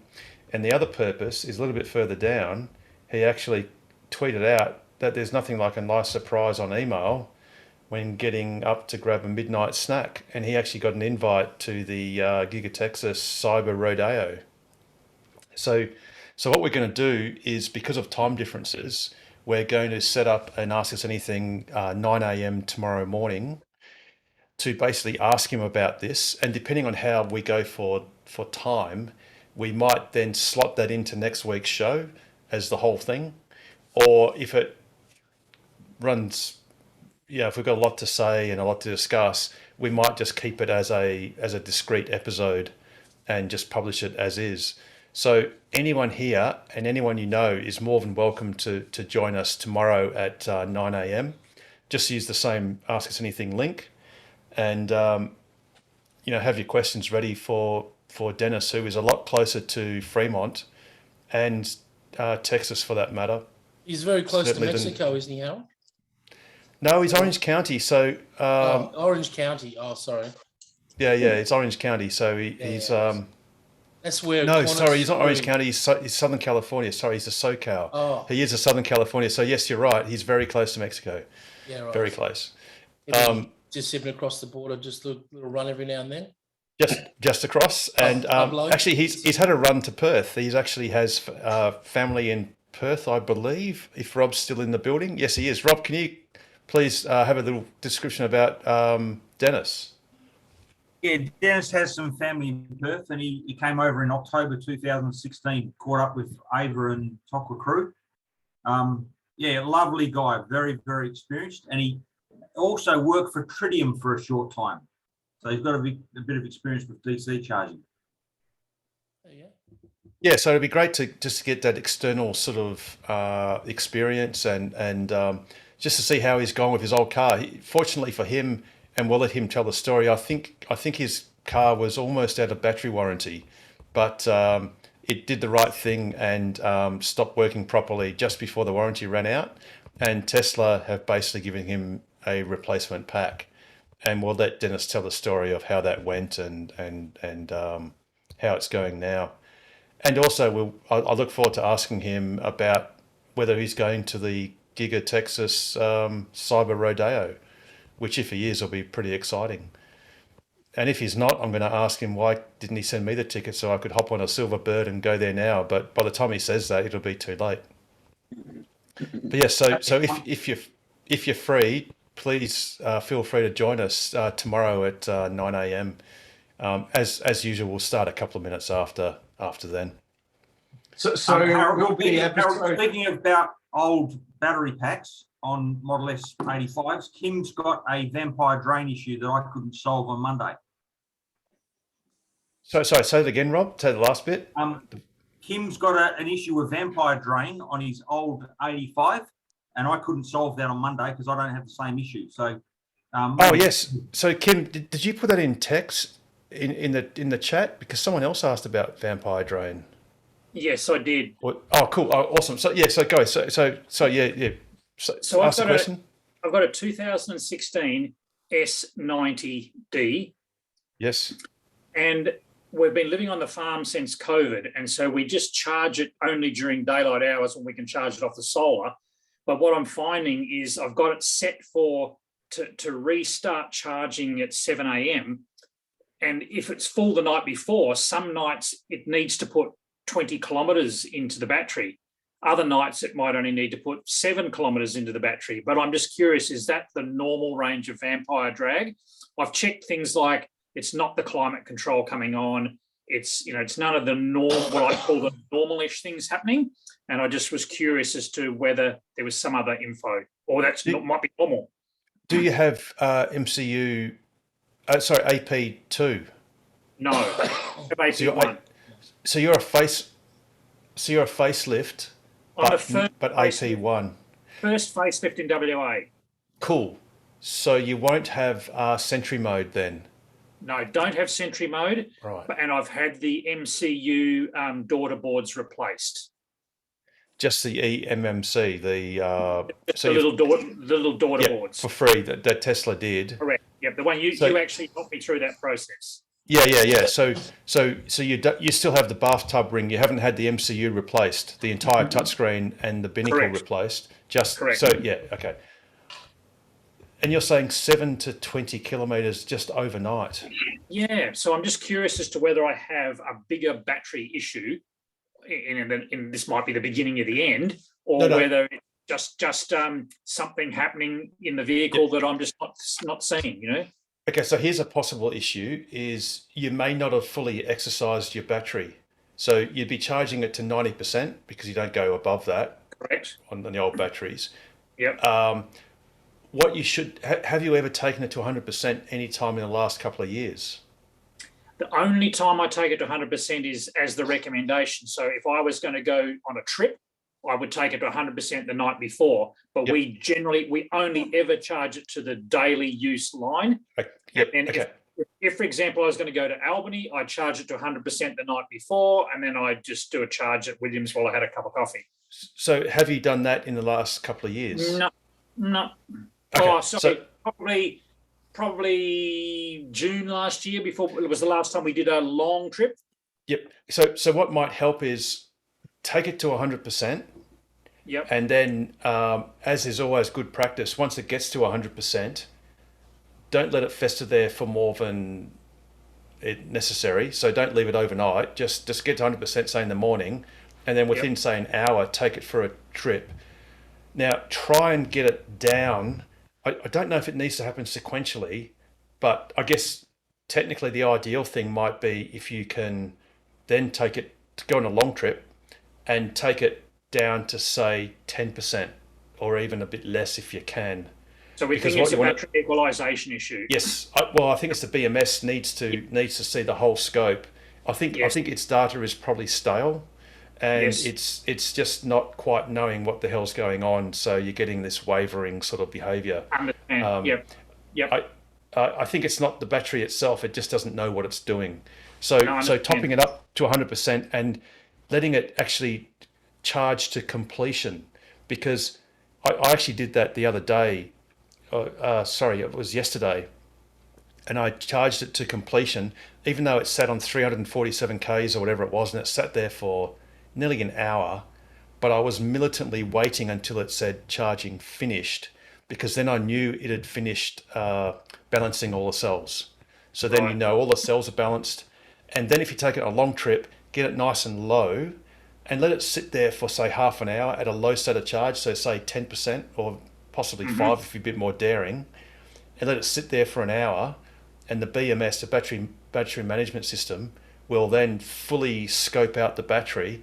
And then I think quite magically, this wavering phantom drain will rather be random. It'll be a steady, whatever it is, 5Ks a day or well, whatever.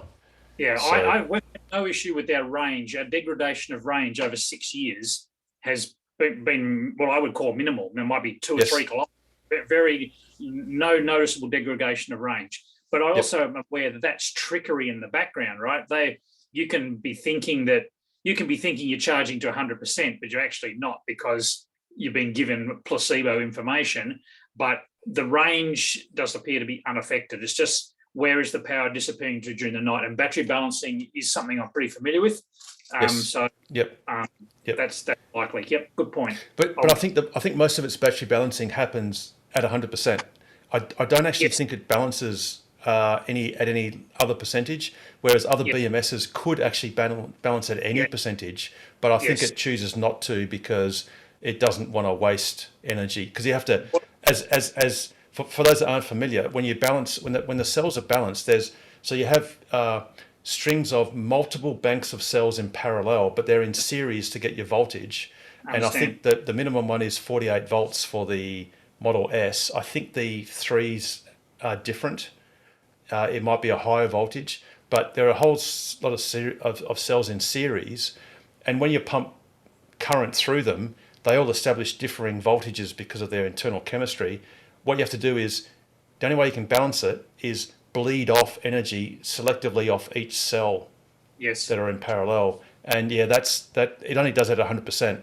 So I think, Kim, if you give it a go, I think your battery pack will behave a lot better. I mean, and I've had a lot to do with battery balancing. I've got battery balances on other things that I've done. Yes. So there's two types for people who don't have much experience in this. One's called passive battery balancing, which is basically what the Tesla's got, where when the first cell reaches its maximum voltage, it introduces a little bleed resistor that bleeds off the energy while the other ones catch up.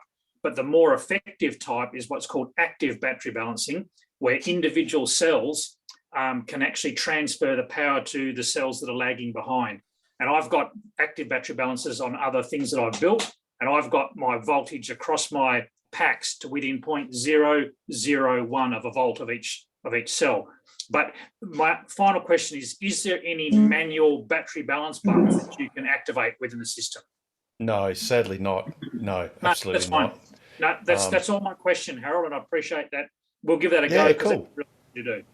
Yeah, no worries, Kim. And it's great to have you and ask us anything. It's a fantastic thing for people to come back and that's the great thing about this thing is you can dip in and dip out whenever you like. It's The thing super for me casual. is that because I'm a bit like you guys. I've had the car not as long as Rob and Dean, but we've had it for so long that I've heard all of these questions 8,000 times. And even on the Facebook page, I see how patiently Robin and Ken and other guys answer the same questions from every newbie who's just bought a Model 3 and says, "Oh, what do I do now? I've just got a Model 3." And you got to say, "Yeah, we want plug share. You need a core. You need a cable, Type 2 to Type 2 cable. Blah blah blah." We almost need like a welcome pack that we maybe have a little sticker at the Tesla showroom that says, "Access your welcome pack here." By going to this website where all your silly questions are answered. Well, I just preface that with there are no silly questions. No, but actually, Pete has actually written, and I'm just here we go. He's written on our website what to expect when you're expecting your Tesla, and this is a very comprehensive document. Pete's done a great job of all of that stuff, and all power to you and Robin and all the guys who answer all the questions all the time. It's just really amazing. Oh, look, it's something it's an absolute pleasure for us to do. It really is a joy. And what gives us so much joy is we had, as I mentioned earlier, this guy Damo who came on and said, "Oh, look, I'm looking at buying a secondhand S, and you know, because I'm a bit of a drag kind of guy, and as in drag cars and stuff, and we got him into a Model 3, and he loves it. You know, we heard even Carmen, who's with us today, her son was looking at a secondhand S, and this is not to besmirch secondhand S's, by the way, but it was an AP1 car. It was at a dealer, and it was expensive. And we said, well, look, you're much better off just getting a Model 3 for the time being until you wait for what you really want, which is a brand new S. And as it turns out, serendipitously, Simon, Carmen's son, went to Harry, ordered the new S, which is going to be awesome, but also ordered a 3, and I think it's a performance 3. Yep. And it just so happens, sadly for the person who had originally ordered it, their finance fell through, and Simon got that car. Carmen, was it within? It's only a few days. Yes, 3 days. 3 Colour, days. Carmen? What colour did you get, Carmen? It's anthracite grey and white and black seats, but the dash and the trims are white, and I don't like it. Not the trim. I think we need to change the trim to timber. Yes, So if anybody wants white trim for the dash, that'd be a good idea. There you go. Yeah. And Carmen, we found that website. Did you actually order those Yes. parts from that? Oh, you know what's we really haven't funny ordered is them. We just haven't ordered them just because of timing, but we've got the site and we will. it's funny because that site, and I forget what it was now, but you could always look at the previous episodes of Ask Us Anything. I've been getting Google ads in every web page for that wood trim. It's shocking. Oh, Like really? you only have to look once at a website, and then Google's Yeah. onto you, and you get spammed for that website forever. Yeah. Well, at least for the next few weeks. But yeah, so Kim, that's the awesome thing is people come on here that know nothing about the cars or even which car to get, and then they'll just learn a few tips and tricks and whatever. And you know, even Peter Petrosky, he's had his car for 3 years, and I taught him something new today, and I forget what it was, Pete. What was that? It was yesterday. How to use a razor. yesterday. How to find, what's that, Joe? How to use a razor. He's forgotten how to use a Learning that. razor. Still trying to perfect that. Howard does a good job. Look at the top of his head. He's as smooth as a baby's bottom. I'm not as smooth as Nigel's bottom, but anyway. Go, Harold, Pete. Harold, my How boss, do you know that? Harold, can I interrupt? Dennis is on. So what? Dennis is on. Dennis Wow. Pascal. Dennis. Good morning. Good morning. Just wanted to Welcome. make sure I had a good link. I'm cool. presentable, so my it's Yeah, no. 06:24 here in Pacific time, and just wanted to invite those that were not didn't know I was gonna be on in about 12 hours. Yes. If you're interested in my battery replacement, We that occurred last absolutely. week, do join us. Yes, absolutely. Yeah, thanks, Dennis, and yeah, thanks for sussing it out. Well, unlike you, we'll be well rested because we would have had a nice sleep in the next 8 hours. Well, for the next 8 hours or Well, whatever. I kept hitting my snooze button. I mean, my alarm goes off at 5:30 in the morning to be up for 6:30, and today was a rough one. So I just thought, you know what, I'm up. I might as well say hi to my Western Australian friends. For those of you that don't know, I had my connections to Australia are in Perth. My godmother's family had been in Perth for I don't know, decades, and my first visit to Australia was during the Rugby World Cup in 2003, and I flew from LA all the way out to Perth to visit them first, and then off to Sydney for the finals. So I, you know, your state has a special place in my heart, and my god sister has since moved to Brisbane. but my godbrother and his family is still in Perth. So yeah, hope to visit you guys in person sometime in the future, but obviously not during a pandemic.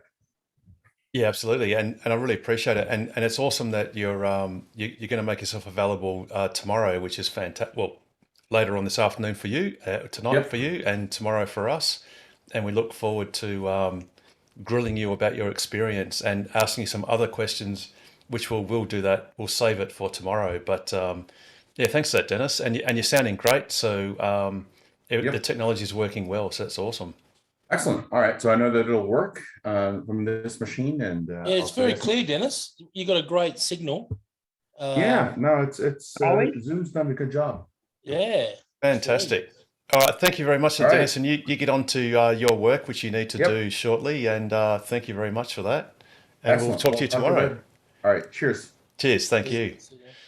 All righty, thanks for that, Rob. That was awesome that Dennis did a sound check with us, and yeah, look forward to seeing him tomorrow. So do Will remember he be able to witness protection tomorrow, Harold? Or? Absolutely, he'll be. I mean, he's only just he's got. Unlike me, where I can just jump out of bed and look the same, Dennis has more hair than me, so he's yeah. Well, bedroom hair. It's never great first thing in the morning. Not that Nigel knows, or even John Edwards, or even Russell. Russell's got his crown going on. Look at him. There he is, Russell. Oh yeah, Russell. Oh, jeez. But Russell is not like Jared, who really is the. But anyway, and I guess what I should have really put at the start of the program was this. The following segment is general in nature and shouldn't be taken as personal professional advice. Listeners should seek their own independent assessment from a qualified advisor and not rely on the general nature of information in this program. Because I think it's ASIC, or is it I think it's ASIC or one of the other regulators has actually said that finfluencers need to get a financial advice registration, certification, to give financial advice on social media. And since we are the ultimate social meteorites, it is appropriate that we have that disclaimer for any financial advice we might give, such as buy Tesla. Hey, Russell. Alex, how you going with your panto? Yeah, I'm out. I'm all clear. It's good. Fantastic. Out of quarantine. Back into rehearsing now. Back into rehearsals. You didn't actually get COVID, did you? I tested positive. Oh, really? Yeah, but all I got was just very tired, and that was it. Yeah, for right. a few days. Oh, you fully vaxxed, so you'd be right, I guess. Yeah, fully vaxxed. Way to be. Yeah, exactly. Yes, John, you had a question. Yeah, if you got John Hewitt, it is. Yes. Excuse me for butting in like this. It's the first time I've ever been on this session. Oh, welcome. Fantastic. Thank you. I got an invitation by email this afternoon, and I just come home and saw it, so I thought I'd click on. Yes, John, I recall actually entering your details into my email database today, actually. So thank you very much for being a new member. Yeah, tell us about your car and how it's going. Well, it isn't yet. I have a Nissan Leaf at the moment. I've had it for 12 months. I've learned as much as I can about it. I want to upgrade. I've ordered a new. Unfortunately, fortunately for a Tesla shareholder, the order book is becoming increasingly full. Unfortunately for a Tesla aspiring owner, it's getting full. But look, it's well worth the wait. The only thing that anyone that's bought a Tesla ever regrets is not doing so earlier. Yeah. I regretted asking that a question back to the dealership. Oh, yes. When I could have just asked the club. I'd rather have asked the club. Because the club isn't the question anymore, Jared. The question was, why doesn't the second reverse light work? Yeah, the new cars have and that the now. response that I got from the dealership was, you're the fourth person today that have asked that question. The second light doesn't work. It's just for show. So John, I think in your case, it's pretty certain that you'll have the two reversing lights, which is a great innovation. Yeah. of Tesla to pay for 2 bulbs, which is Yeah. great. No. So obviously you've had a Leaf, which Yeah. I'm going to sincerely say I'm really sorry that you've had to endure the battery degradation that Leaf has gone through, undoubtedly.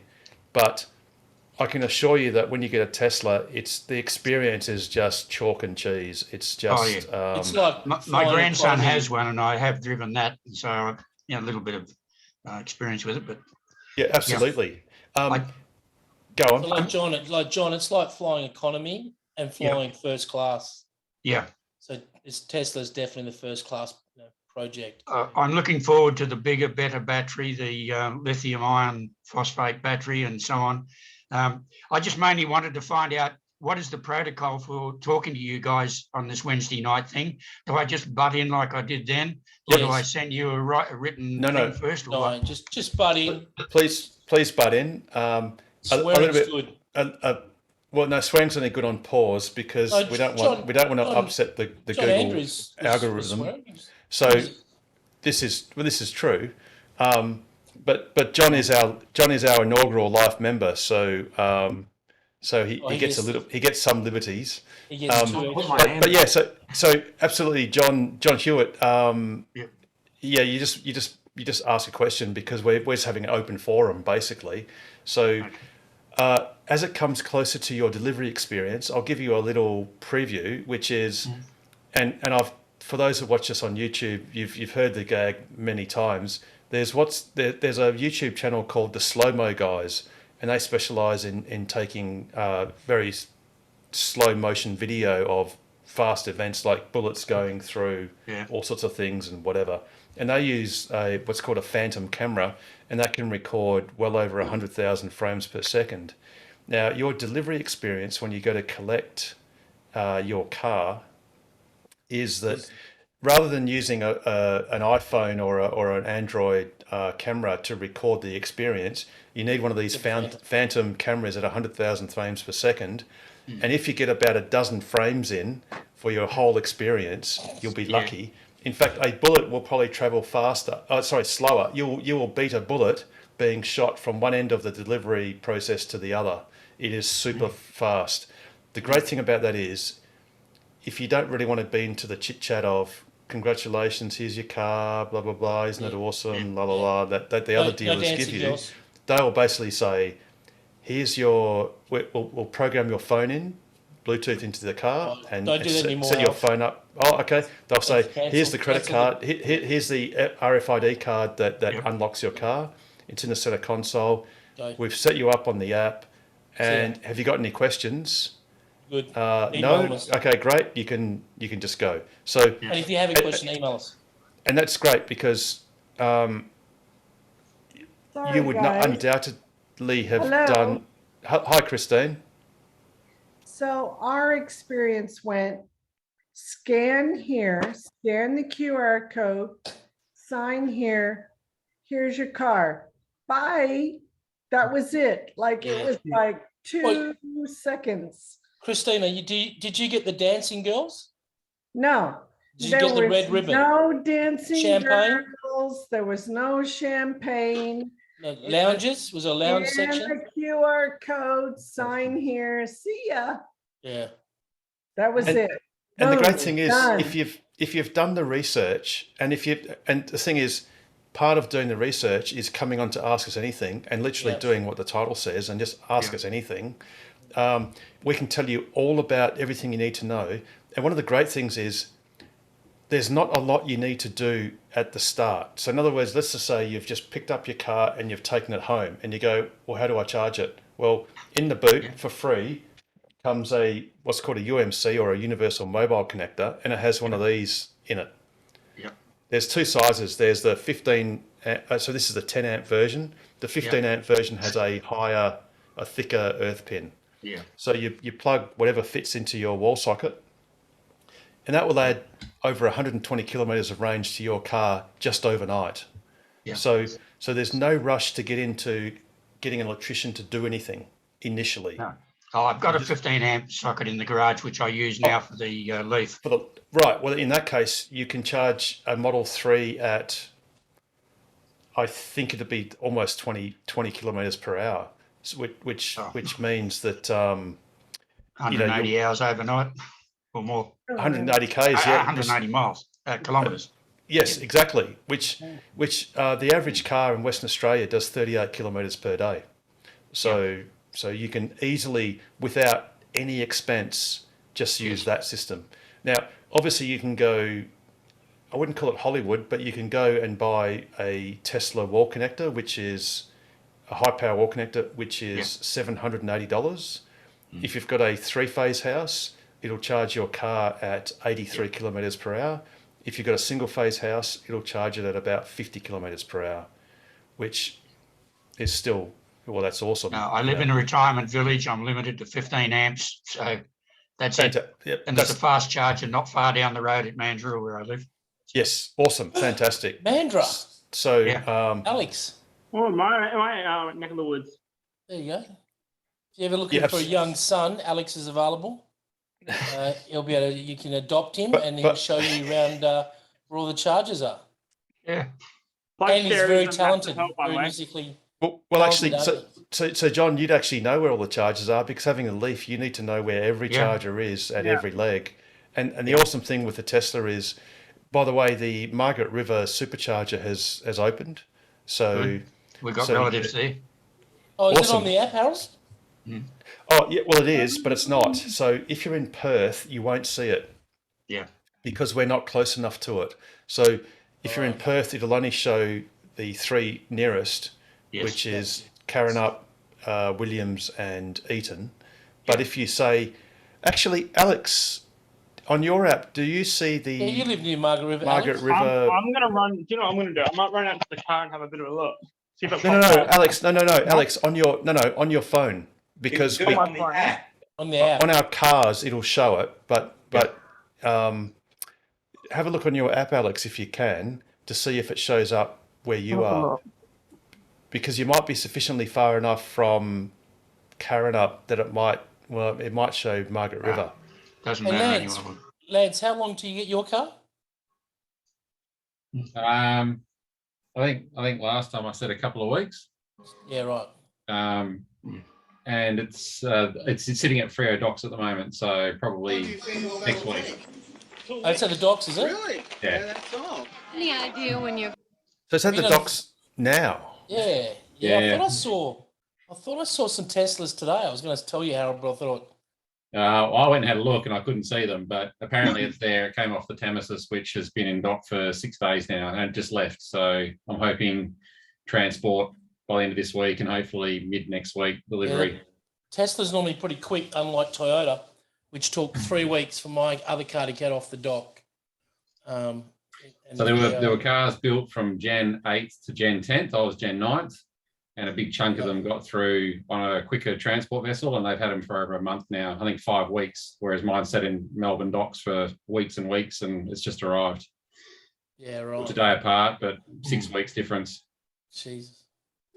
That's just not long to go. At least you know what to expect when you get your car, Lance. You know exactly what you're going to get. 10-second delivery. Got it. It's down to 9.4 if it's a busy day.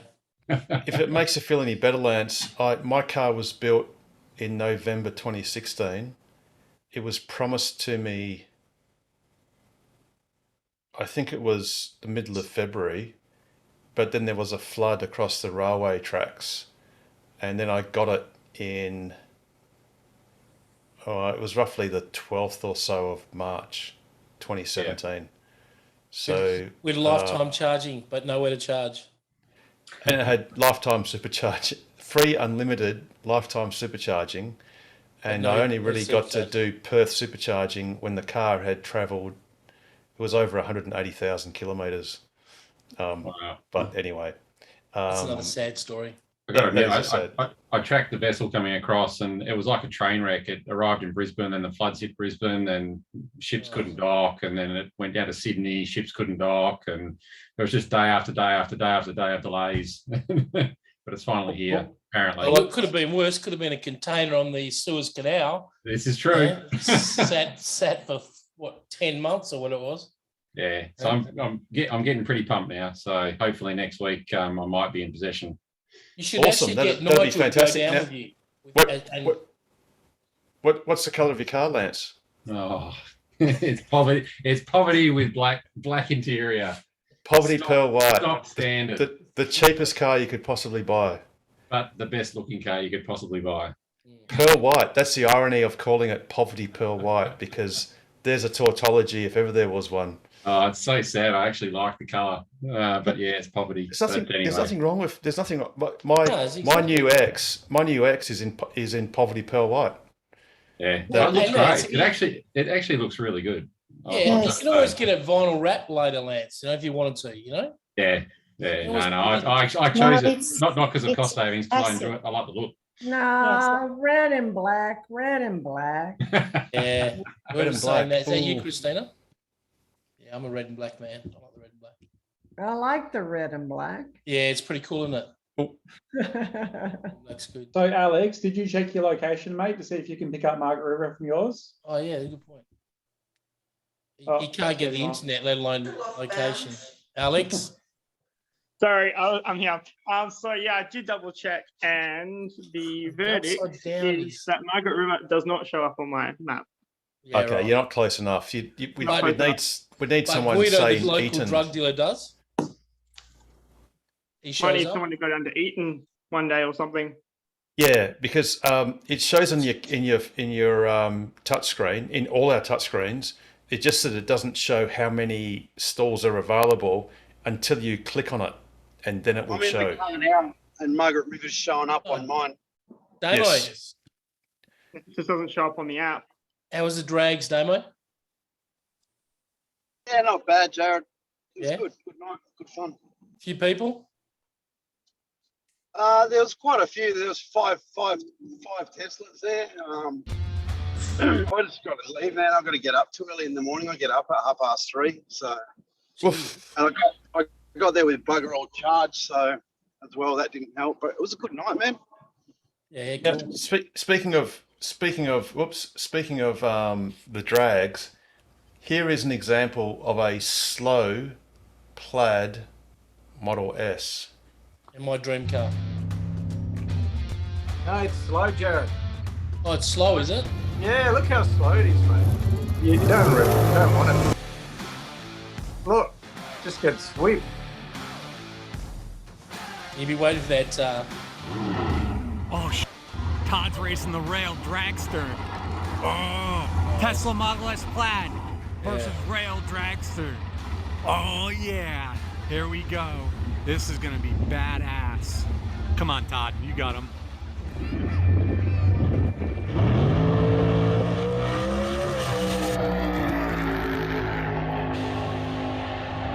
It is Oh, slow. Dad. Very slow.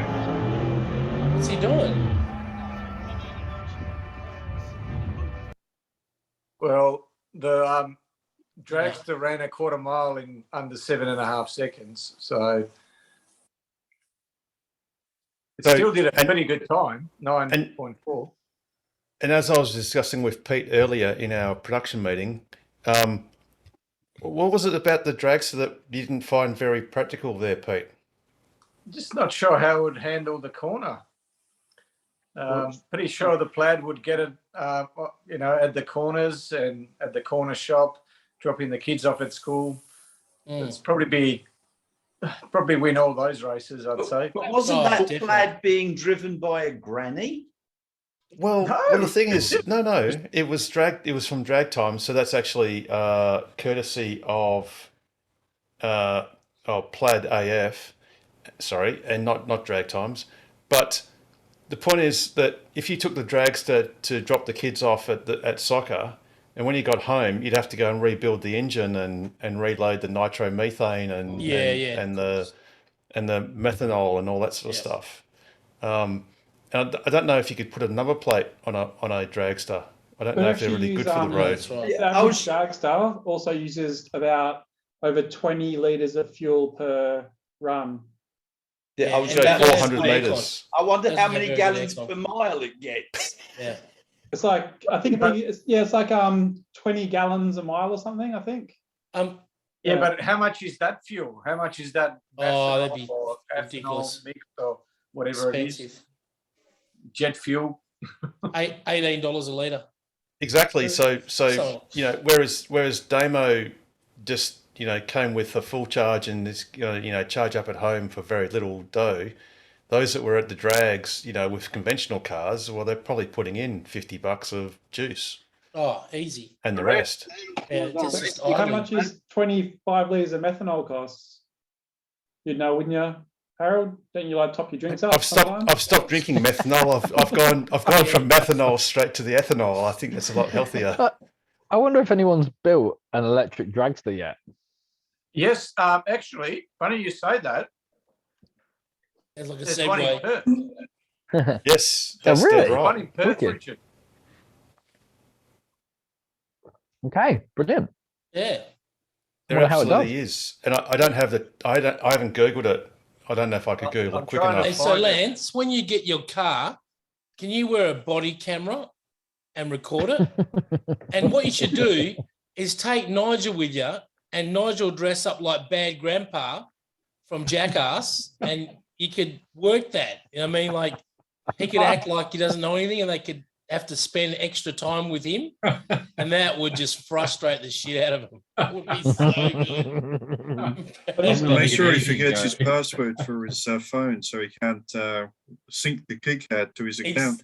Exactly. That would be classic. Absolute classic, Lance. I reckon you just do that. Nigel will be into it. He'd be into that kind of comedy. I just Googled it. You can pick up a 20-litre drum of methanol from WA, use St. Coogee Chemicals, for $123.15 plus postage. Hey, Coogee Chemicals is one of my clients. I did a 100 kilowatt and a 40 kilowatt system for them. They were my first industrial client. So Unlike they would unlike cost, Guido with that meth lab. the fee. single drag runs probably in excess of $200 per run, just in oil and fuel and shit. So I'm not sure how much the plaid would have cost in electricity. Maybe a couple of dollars, maybe $5 max. Yeah, definitely. Yep.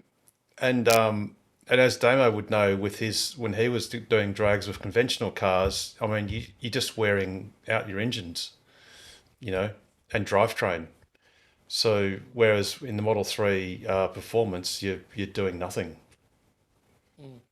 So it's just Good awesome. fun. Now, for those of us that dream that Flat and hope to hell nothing breaks.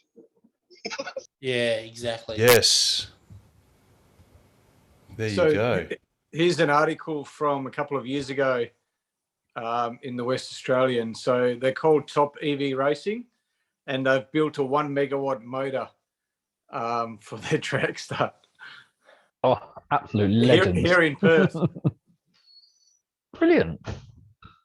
And you can wash your eggs first. Hang on, you got to wash your eggs, and you got ScoMo. No, ScoMo. it's just more. It's a spam. It's a very short article. Yeah. What are they? Yeah, oh, cool. hang on. I just saw something. There was a read more button there, Pete. Could you press read more? Is there, Oh, was there? say what time they were getting? So what's been going on, Alex? When's the next show? Electric Alex. dragsters. Alex, when's the next Panama? When are you playing? No, I think it's the that's 5th, 5th of May, Gareth. 5th of May. Oh, okay. It's another month. Yeah, 5th of Oh, May. read more. If you see that, read more, Pete. Just underneath the egg. Just there. Oh, I got it. there, Got it. read Got more. it. There we go. There you go. Yeah. Oh, I know. That's a photographer. I know that. Two photographer. battery- Brody. Now, how's this? The two battery packs in the car are equivalent to 22 kilos of TNT in energy density. Wow. Yeah. So 0 to 600 kilometers an hour Oof. in about Oof. 5 seconds. Oh, I know that 0 photographer. to 200 in 0.8 of a second. oh my God! In 20 meters. In 20 meters. Yeah, but where would you park that at the shops? Seriously. Well, you'd need a long bay. You'd have to go to Bunnings with the tow With the bays where you got trailer bay. the trailer Yeah. bays. Yeah, That's the only place you better park it. there's the engine, the motor. I mean, in That's- motor. Do they Sorry. actually race this, or is there a competition for this thing or not? Oh, I mean, it's not like you see it down at Kwinana, racing the It regular. probably comes out in Pete's area up in Joondalup. You know. Just Well, going dodgy right through drag area. Macca's. Try again. Oh, Siri just came Maybe they're doing like cappuccino strip runs in Fremantle. cappuccino. Wouldn't that be using something like supercapacitors or something rather than That's great. batteries? Cappuccino runs. I think it's batteries, Nigel. I think it's still batteries from memory. It is, yeah. Really, I would have thought supercapacitors would have been, or ultra capacitors, or whatever they call them. Yeah. Because they charge very quickly and they let go a lot of charge very fast. And they only need to go for, well, a second or two. Yeah, but I think as Pete was saying, it's a megawatt drivetrain, and a megawatt over even a few seconds is a lot of energy. It's a ludicrous amount of energy, and the thing, lithium ion can just provide that. I mean, they're probably stressing the cells out, multiple C, to get the juice out. But that's awesome. It says our awesome. pack is developed to charge up to 80% capacity in 90 seconds. Yeah, so they're really pushing it hard. They are truly pushing those batteries hard. So yeah, because the system is designed to discharge itself very quickly, so it can charge very quickly as well. So. But Nigel, that it almost does sound like supercapacitors or ultra capacitors. It does, doesn't it? Yeah. It really does. But I just don't know. We'll have to do some more research, hey, Pete? It's probably still got a better range than the Leaf. I'm not sure if John can tell us how far his Leaf goes at the moment. My Leaf will do 234 kilometres on 40 kilowatt hours of energy. That's over the last 12 months I've worked it out. Yes, but what's the capacity of your battery now, John? Right at today, I have no idea. I don't know how to measure it. I'm just assuming that it's still 40 kilowatt hours. I don't know. Oh yeah, but when you say if you go for a drive in it, what's the practical range you can achieve from starting from pretty much full to fairly empty? What's the practical range you can get in your car at the moment? 11 kilometres on a hill. It varies from trip to trip. Some days I charge it up and it says that I've taken this many kilowatt hours for that many kilometres, and it works out at around 190 something. Other days it'll show high figures like 240, 50, that sort of thing. But over the 12 months, the amount of energy I put in, which I meter and monitor every day and record, and the number of kilometres I've travelled works out to 234 kilometres per 40 kilowatt hour block. Oh yeah. But what I mean is, if you left home 100% full, how far can you go away from home to come back and still make it? Like, what's the total? Like what? Sorry, you'd have a range estimate on the battery pack or on the display. So what when you're at 100%, what does it estimate that what range you've got? Do you recall what that says? It'll show you 250 to 260 kilometres, depending on whether I'm in e-pedal mode, economy, that sort of thing, and whether I've got the air conditioner running and so on. But yeah, around the 250s. Is this the second generation Leaf, the newer one, or is this the original one? No, this is it was built in 2019, so it's a 2020 model. Oh, right. So it's the newer version. Sorry, yes, it's the newer version. I thought you were referring to the original Leafs, which Trump's one was going like 50 k's, wasn't it? He said at the driveway. Yeah, that's right. Yeah, So this has got a 40 kilowatt hour battery. Right. Cool. The latest ones, of course, are 60, 62 or something kilowatt hours. Yeah.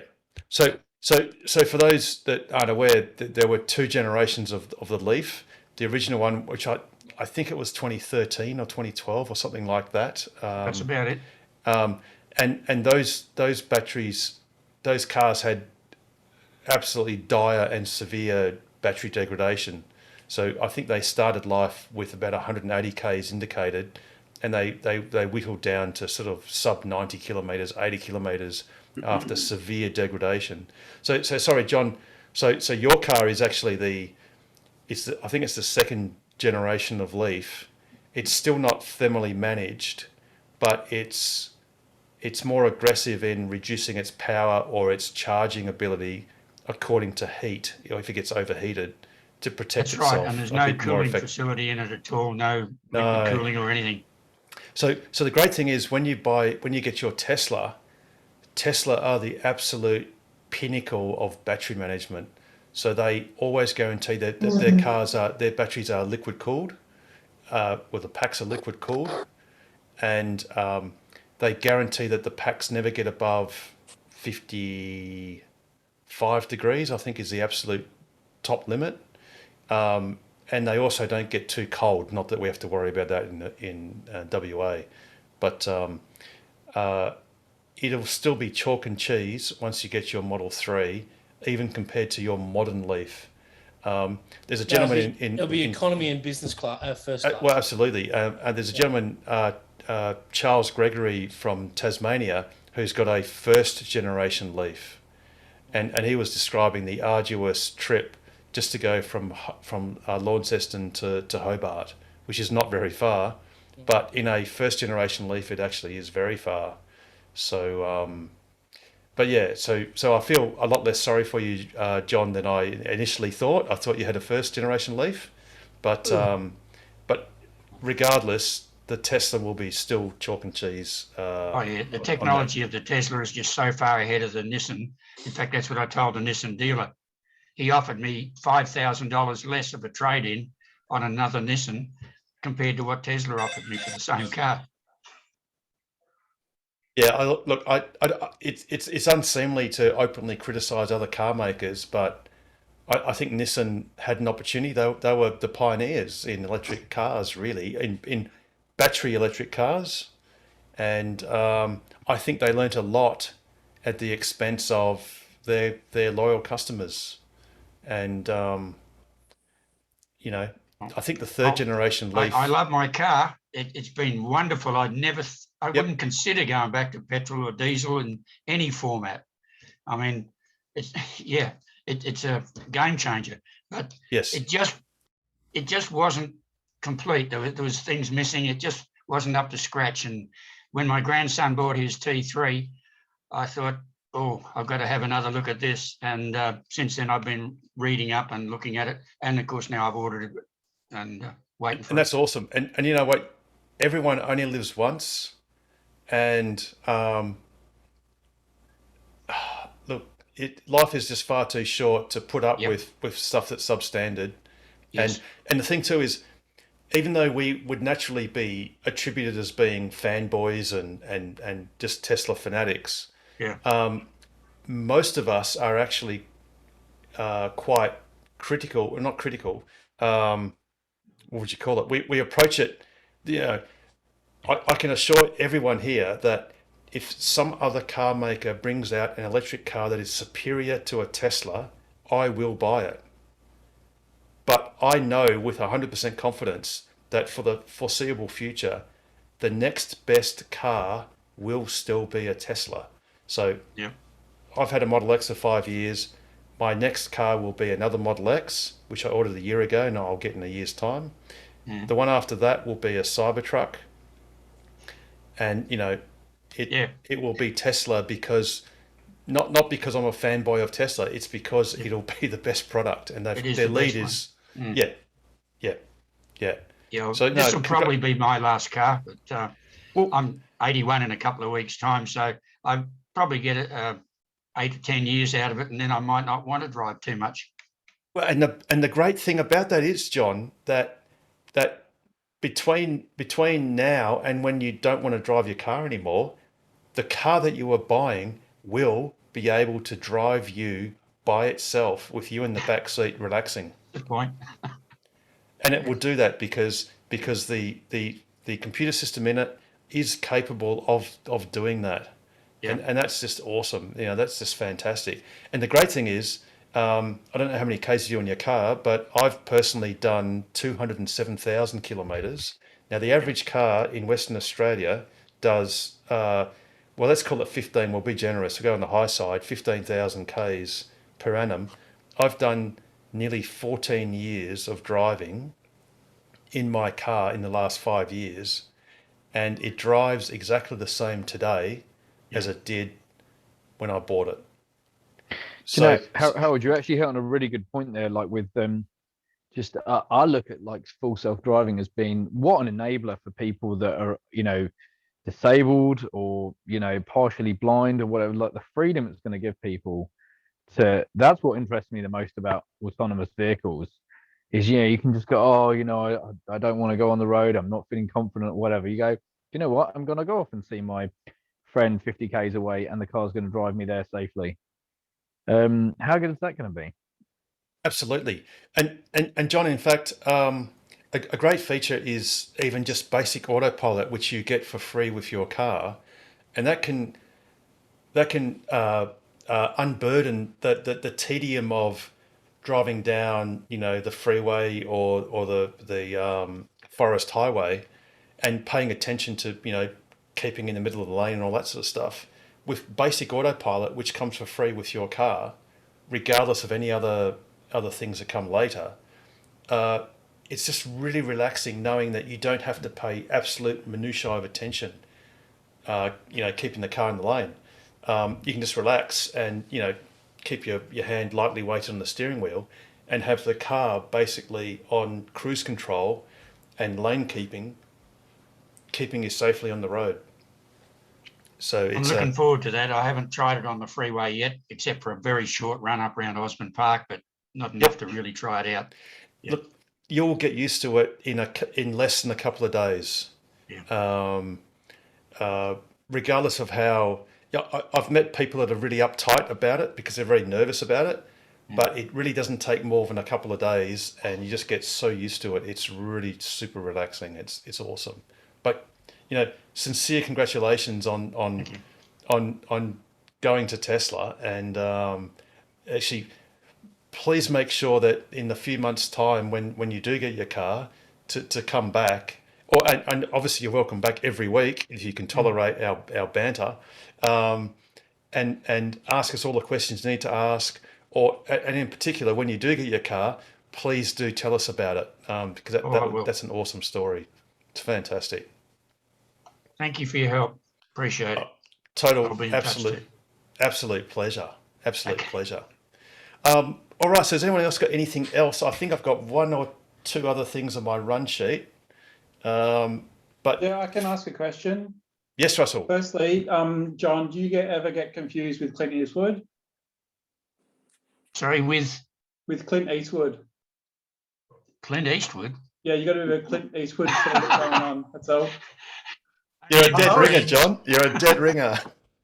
I was thinking Brian might get confused with Tom Selleck, Magnum PI. I've heard that. I think Brian's heard that a few times and he's probably over it just quietly. Well, my daughter says I look like the corpse in Weekend at Bernie's. You know what, Brian? You are a dead ringer. You're a dead ringer, pun intended. That is gold. It's gold. Oh dear. Actually, Brian, please come back next week so I can pre-prepare a few clips. Oh, good on you, thanks. To do some side-by-side comparisons. Okay, so last week we spoke about Electrify Everything. So I managed to get the hot water system all sorted. So we've got a heat pump one on the way now. Fantastic. So that's great. Where'd you go for, Russell? The split one, the one with the separate tank to the pump. Is that Sandon, Russell? No, it's Reclaim. Oh yes. Yep. I've got a Reclaim heat pump there. Awesome. Tank, 320 litre tank or something with a separate pump that goes next to it. Yeah. I've got the fantastic. same one, Russell. It's brilliant. So what's your next process, Russell? Yeah, so that should be installed in maybe 2 or 3 weeks' time. We're getting an electrician to come out in maybe next week or the week after to run another circuit back to our board to run because you need a standalone circuit for an induction cooktop. our board's pretty full, so we're going to have to have probably other join some stuff together, or maybe put a subboard in to have some more capacity because going on. Russell, this isn't useful for your induction hob, but our reclaim heat pump is just plugged into a 10 amp GPO. That's an external socket. Yeah. It's actually They just need a twin. That's fine for they said the power draw is less than a kettle or half a kettle. That's not a problem. Yeah, it's The amazing. induction top needs its own circuit. Yeah. The annoying thing with the induction cooktop is you'll have to have a isolated switch within about a meter of the cooktop, and it can't be hidden away, so it can't be in a place where you have to open and close the door. So yeah, But, we've already got underway with that one. We've sort of planned it out a bit already. Cool. It's getting pretty pricey though. Just to get that circuit put in is about the same price as the actual cooktop itself, just because it's quite a mission. How much was it? We haven't paid for it yet, but it's going to be maybe $2,000 to put the extra circuit in. Jeez. Well, it's because we need a subboard as well, so there's a lot of actual labour needs to go into putting it in, and it's probably about maybe in terms of distance wise, it's maybe like 30 meters away, like from the kitchen to the board, and then we've got to go up over the house and down, so it's probably a whole day job, Yeah. Okay. And then I've also picked up an electric scooter as well, which has a 50-kilometer range and a top speed of 60 k's an hour. So I was thinking maybe me and Richard can go cruising down through Freo or something one day. He can take his Harley and I can take my scooter, and we can pick up some chips or something. You get some regen. No, swap halfway. Yeah. So that's pretty fun to get on with. My wife doesn't really. Yeah, I hadn't realised that. That a few months ago, scooters became legal to ride in WA. Yeah, they are and they aren't. I hadn't realised. There's a lot of regulations still around at the moment, which makes it, I guess it's practical, but it's not like, I don't know how to describe it. In my situation, what I'd be doing, I'd be breaking the law every single time I ride. So what are the new rules? So there's a couple of requirements that you need to fulfill. So first, you have to class half. You can't go faster than 25, and you can't go on a road unless it's got a speed limit of less than 50 kilometers an hour. And if it's got a medium strip, you can't go on it either. So is that 50 k's an hour or less? Yeah, 50 k's an hour or less speed limit on the road. Okay. So you can't go on like a 60 zone road. Even if my scooter can go 60 k's an hour, I can only ride at 25. Okay. But even then, my scooter would be illegal because it can go faster than 25. They classify it as 25 kilometers on a flat surface. If mine can go faster than that, it's illegal. Oh, okay. Yeah, so it's not classified as an electric scooter under these rules. It's like a more high-powered device, and I can only use it on private land or in the bush or whatever. But look, but the reality is, if everyone's riding an electric scooter and so are you, then they're probably not going to do anything. I think if you're being an idiot, they're going to stop you. I think if you're of course. being generally law-abiding, if that sort of makes sense in inverted commas, but consider it. Well, I can't imagine they're going to kick up much of a fuss. But if I'm screaming down the bike path, going 60 k's an hour, hip and shoulder, and cyclist hasn't gone through, I can't imagine that it's going to be long before I get stopped. So the plan for me is it's just interesting. I've just noticed, loads of people in the office are now, there's e-scooters everywhere, and I was like, oh, okay. I just assumed everyone was just doing it on the dodgy, but no, it's actually legit. The problem you probably got is the ones that are compatible have weight limits of, you can't be over 100 kilos. So for me, if I have a backpack on my computer and stuff, I'm over 100 kilos, so I needed to get a bigger unit. And also the range, like how far I want to go, it wouldn't really be sufficient for where I need to go. So I needed to upgrade to a bigger version, which I can put my phone on and show you guys if you want, or I can go in the garage and have a look if you want. But Russell, you need to get a bit more ripped, mate. Then you'd be able to slide under the weight limit. No, it's my pecs. They're so massive. They just weighs me down. That's the problem. I know, because protein is more dense than fat, the isn't weight- it? the So muscle is heavier than fat. So if you're any more ripped, you become a black hole because you're so dense that not even light could escape. yeah. Did you just call him dense? Can I share my screen briefly? Yes, absolutely. Just comes through. Share.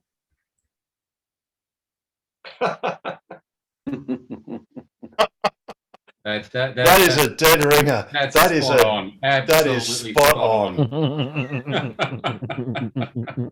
Brian, your daughters are right. Yeah.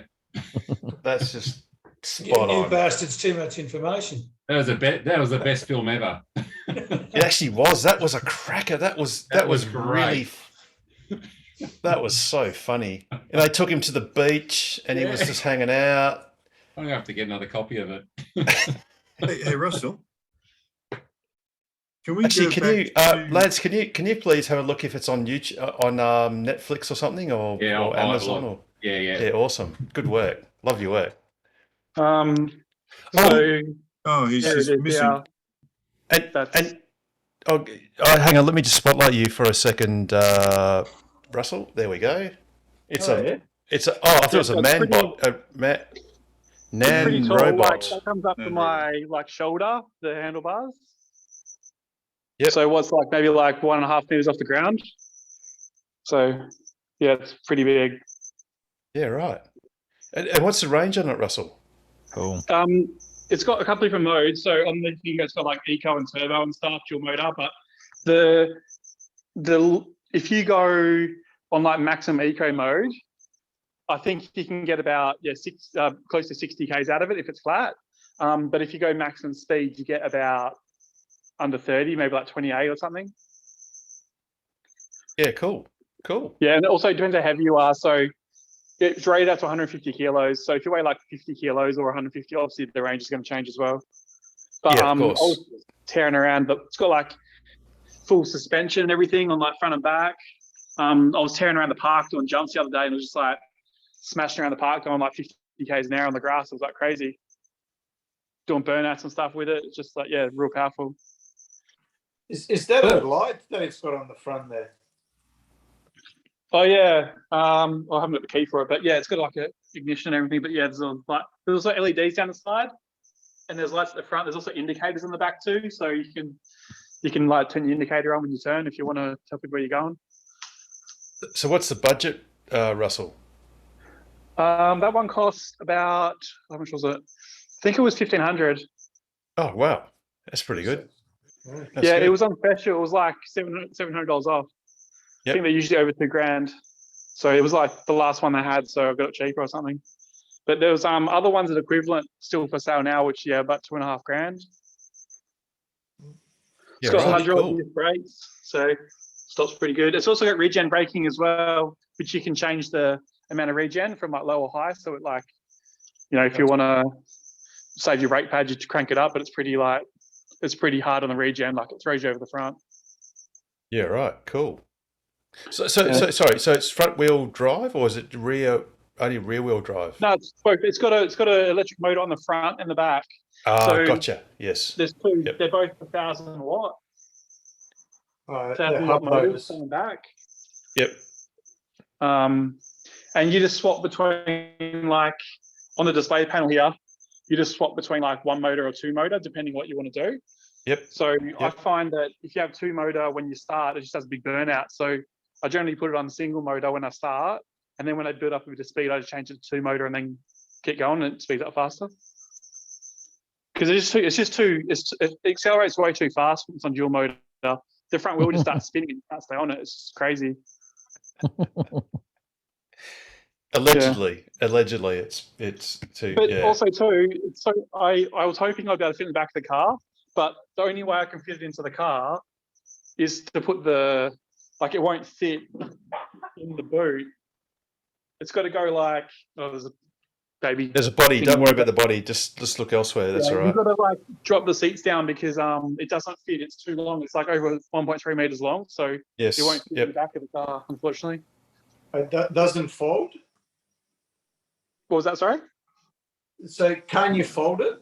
Can you fold? This bit folds down, but it's the length that's the problem. It's like, oh, gotcha. It's like, Right. yeah, it's too long. It's like, 1.3 by 35 meters long or something. Yeah. Yeah, right. Cool. Anyways, anyone's Cool. a test drive, happy to bring it around for a burn if they want to have a go. Take down the drags. Maybe next time with Damo, we can give them a drag down there. I'd like to see that. Awesome. Thanks for that, Russell. That's great. Oh, I'll just go back into gallery view. There we go. Fantastic. And Steve just left us, but we'll do a special with Steve next week because he had a trip up to Peter, was it Broome? I think it was at least Broome. And what we'll do is we'll get him to share his experience getting up to Broome and back. That'd be And I interesting. guess, yeah, absolutely. Yeah, very, very much so. And I think it'll be good because it'll demonstrate the less than ideal way of doing it now compared to what will happen in a couple of years' time once the Synergy Horizon Power WA EV highway is completed, which I think the minister has announced that would be done by about March 2024, which is really only 2 years away, tops. So That's yeah, not we'll been have. awarded yet, has it? They haven't awarded it to the contractor yet, from what I could tell. I don't know, Russell. I haven't looked. Would that be put onto the tender documents or I anything think so. like that? I keep looking once a week and I don't see it there. They refresh it.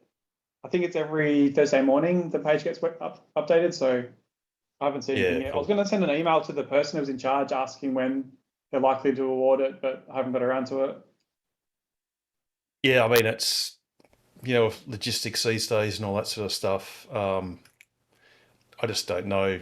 I mean, the good thing is, as I've got personal experience and as has John Edwards, you can install these things quite quickly, given that you've got the power there and the transformer and, all that sort of stuff. So I dare say that, you could have a lot of ground preparation done beforehand and then just plonk them in situ pretty quickly. One thing that I'm nervous about is the accessibility and them putting them in locations which don't suit our cars. So spots you have to sort of back into on areas that are one way or like at the front of the car, like just weird spots. They might be compliant with, we've got a charger there, but if only you're going to get to it with a front entry like charged car, then it's not going to be useful for us. What I'm pretty sure of is they're aware of the different configurations of the different cars, so they're mindful. They would absolutely be mindful of that sort of circumstance. So whatever they picked, or because for instance, if you look at the RAC headquarters in town in Wellington Street, that there's two tritiums side by side, and there is one bay that's better. I think it's better on the, well, let's call it, as you're reversing, it's better on the right-hand bay than the left-hand bay, because if you're reversing in the left-hand bay, you've got to take the cable and go over your car, over the boot of your car, and turn like a 180 degree into the charge port. So, I mean, that's not ideal, but that's sort of the worst case, I guess. The other alternative is in that setup, if you parked your car straight in and pulled it across to the left of your car into the charge port. But yeah, I'm certain that Horizon and Synergy are aware of the different formats, and therefore they're going to make sure the bays are configured so that it's got the least resistance to being used properly. So you'd want to think that any vehicle manufacturer considers that the majority of the EV charging in the future is going to be on the back left-hand side of the car. So if they want to utilize existing networks like Tesla's, for example, they'd want to, position their chargers or inputs in a way that's compatible. Otherwise, they might be just blocked out of using the chargers altogether. I'm sure that Tesla will come with a way to say, sorry, you can't put an Audi in there. No, actually, no. It's the absolute opposite. I haven't got the time to look it up right now, but if I had a mythical producer that could do it, they've actually come out with I don't know if Tesla has, but other people have come out with diagrams that show if you're an Audi e-tron, you should reverse in, forward park in, or whatever it is. And there are some circumstances, because all the superchargers charge to the left, if you're reversing, then certain cars are better to actually go to the next bay along and plug in. Yeah, but what I'm getting at is it becomes so popular, and they're like, you know what, like we don't want to waste time stuffing around with like your car and our charging network. We're just going to ban any car that's not rear left compatible or something. Yep, it's not what Tesla has done to date. They've opened up all of the Netherlands supercharger network. Sorry, the CCS. Actually, they all are CCS. Or they're either got dedicated version 3 CCS only, or they've got version 2, which is a dual nozzle CCS and Type 2, which you see at Eaton. So there are some places that are like Eaton, and the newer ones are like Williams or Caranup or Margaret River. But Tesla have effectively in the Netherlands opened up the entire network, and in Norway opened up a portion of the network as a trial. And there's every indication that they'll do that throughout the world, possibly including the United States, but they've got different issues. Because you need all cars in the US, non-Teslas need an adapter, whereas in Europe and Australia you don't. So yeah, so Russell, I think Tesla will actually open it up, and it makes sense because they get more capital utilization. And I think Elon Musk, was it? I know, Pete, that he said that he was interested in getting 10%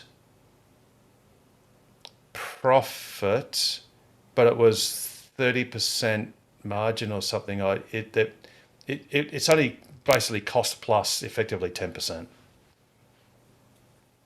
or something like that. Does that mean that a Tesla car would charge cheaper than an Audi, for example? No, sorry, no. What Elon Musk was saying was with respect to the charging cost to the customer, as in Tesla. Because people say, oh, well, in fact, in Australia, you'd say, well, why is a supercharger costing 51 cents a unit?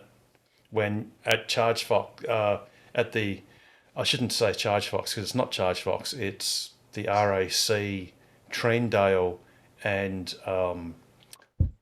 RAC headquarters in town, they are 40 cents, and then with an RAC membership, you get a 10 or 20% discount.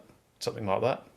So it's less per kilowatt hour, but the question you've got to ask is that economically sustainable with all costs put in as real costs and not subsidized costs or arena funding or other things? Whereas I dare say marketing to get people to join RAC, and they could get their money back on insurance and stuff Precisely, and whenever something is subsidized or when something's free, someone else is paying for it, and that's fine, but there's a reason for that. Whereas Tesla, I don't believe Tesla get any government grants or anything like that for their installations. And I mean, and we can see, for instance, at Lancelin, which is in a Shire of Gingin council meeting document, they're paying, for instance, $750 per annum for the for rent of that space. So there's already an outgoing, and they've got to install, I don't know, whatever it is, a megawatt of transformer and network augmentation, which they've got to pay for, and they've got to pay a lot of all the car chargers in Australia, AEMO, are saying that they need to be billed at a network rate of the nameplate of the entire charging setup. So if you've got 6 superchargers, Lanson's got 3 250 kilowatt superchargers, it's got to be presumed that they're going to consume 750 kilowatts, or maybe the cabinet's 550 kilowatts, 24/7.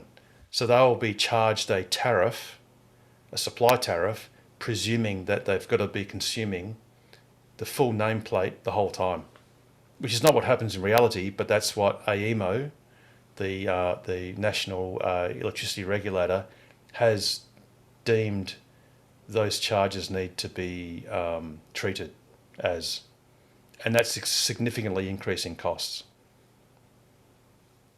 So anyway, enough of that. Has anyone else got, Lance, did you get me that Yep, I've been researching. So I've come up with nothing for Netflix, Stan, and Disney Plus, but you can hire it on Apple for $4.99 or buy it for $22. That's got to be worth it. In fact, Brian, I reckon we should have a special session where we do that live streaming so we can all enjoy it all at once. Absolutely. Just to prove it, just in case. But enough of picking on Brian.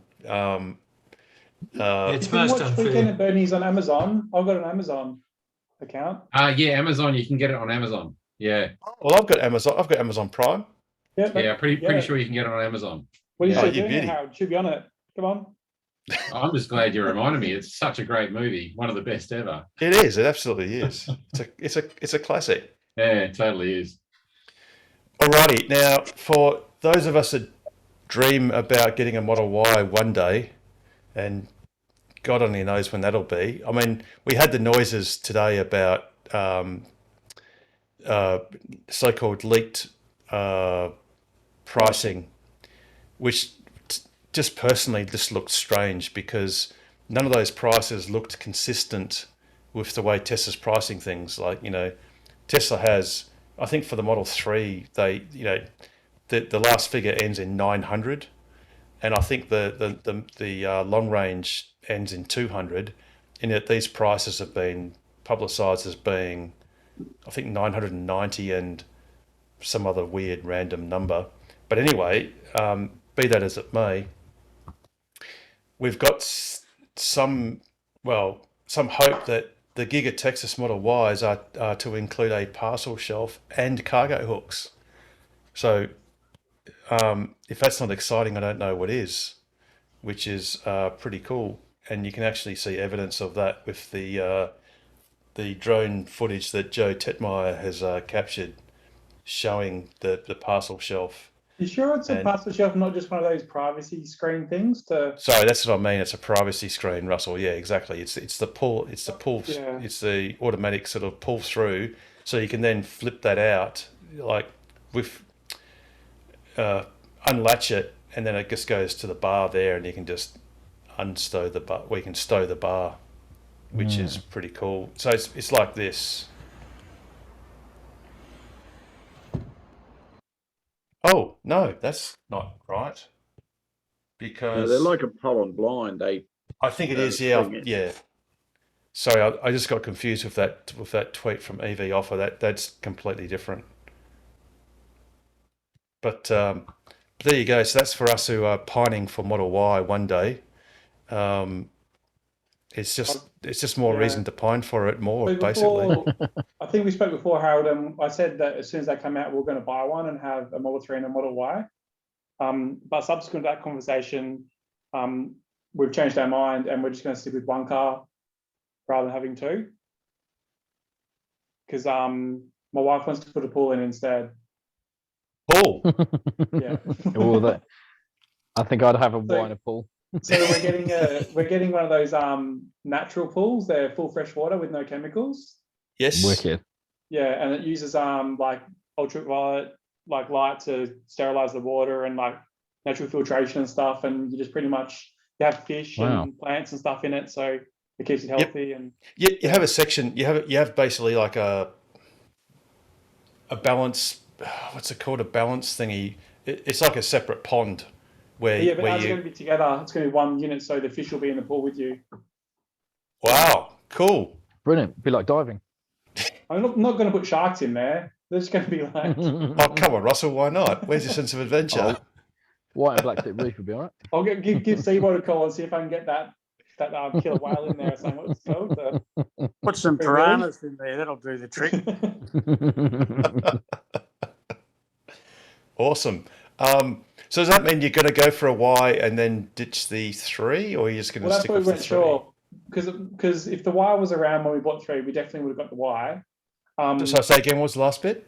If the Y was available when we bought our Model 3, we definitely would have bought the Model Y. We wouldn't have bought the 3. Like, realistically, who wants the sedan? Like, it's not really, I mean, actually, that's a great segue. Just keep talking, Russell, because I like what you're saying. Yeah, so we would have done that. So we've been looking after it very well since we had it. So we've done a lot of like maintenance. So I get it like detailed every week, so to keep it looking nice and everything. So I would feel a little bit upset if I did actually have to sell it, even though the Model Y for us was more practical. The problem is, like, I don't know, I don't really want to get rid of it because I love it so much, and yeah, I'd rather get 2 cars than sell one. So my personal answer to anyone that says that is, my best car is my next car. And I'm not a car romantic. My first car was a TC Coke bottle shaped Cortina, whose rego was XEH198. And in less than a month, it got written off because someone hit me from behind while I was stopped on the freeway, because in those days the freeway used to come to a dead stop every now and then. And a guy hit me in a Commodore wagon towing a trailer at 100 k's an hour. So it turned my hatchback into my sedan into a hatchback. But Is that how you lost your finger, Harold? Well, I wasn't going to say that. That was one of the versions of how I lost my finger. The other reason as well, Harold, why I decided I didn't want to get one straight away was that with recent battery developments, I feel there's going to be a lithium iron phosphate battery with a higher energy density than a nickel cobalt battery within the next couple of years. That's a big call. Yeah, what about a sulfur battery? Yes, and I feel that I don't really want to buy another car with nickel and cobalt when I have a valid option of lithium and iron, because it's a far better environmental choice. So right now, if you wait long enough, you'll be able to have one running on nuclear fusion. Yeah, I think it's more like nuclear. Right now, I've got something that's working for me. I don't necessarily need it right now, so I can probably delay the purchase and wait for a better option that's going to make me feel a bit more comfortable about it. And the battery chemistry that I'm going to get out of an iron-based battery is going to be far more like messing around than what I've got at the moment. I mean, it's not like impractical or anything, don't get me wrong, but the battery life that I'm going to get out of an iron-based battery is going to be far more significant than what I'm going to get out of a nickel battery. So in a couple of years, I really feel that the battery density is going to be at a point where they can put LFP batteries or similar like iron-based batteries into performance model cars from Tesla, and then we'll probably get a performance Model Y then. I think what will happen is it's going to be fairly similar to what's happened in the solar industry, in that, in solar, 5-7 years ago, everyone was talking, if you were considering a panel, you'd be going, okay, am I going to get monocrystalline or am I going to get a polycrystalline panel? The polys, they were a little bit better in hot conditions, but they weren't as efficient. So you had to use more surface area. But then the polys got more efficient, and the monos got better with lower temperature coefficients.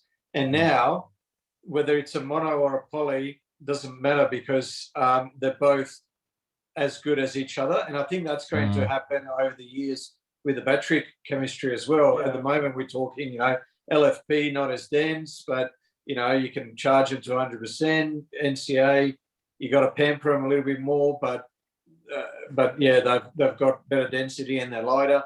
And I reckon, the LFPs will get denser and the NCAs will get less finicky. And in 5 years we won't be talking about chemistries. It will just be, they'll be so close to each other it won't matter. Well, I think it's going to be a situation where the battery chemistry is going to come down to availability of resources on the available. Like, if you can make an LFP battery for half the cost of a nickel nickel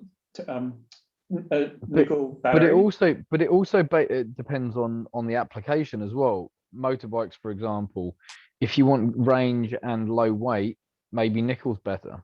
Yeah, but what I'm saying, Richard, is I feel the technology is going to get to a point where the effective density of both of them is going to be the same. Like you won't have a compromise between the two because there's so much effort going into iron-based batteries through BYD and Tesla. And the only people working on nickel batteries are like the rest who are doing a shit job anyway. The development in that space is going to catch up to the other ones because Tesla aren't going to keep developing the nickel-based batteries to the same effort the way what they're doing with the. It's a good point. I can, I still think that there's going to be a place for like until iron-based battery. Like I don't think that you're wrong. I just think that's probably a good decade or 2 decades away. I don't know. It's how can you say?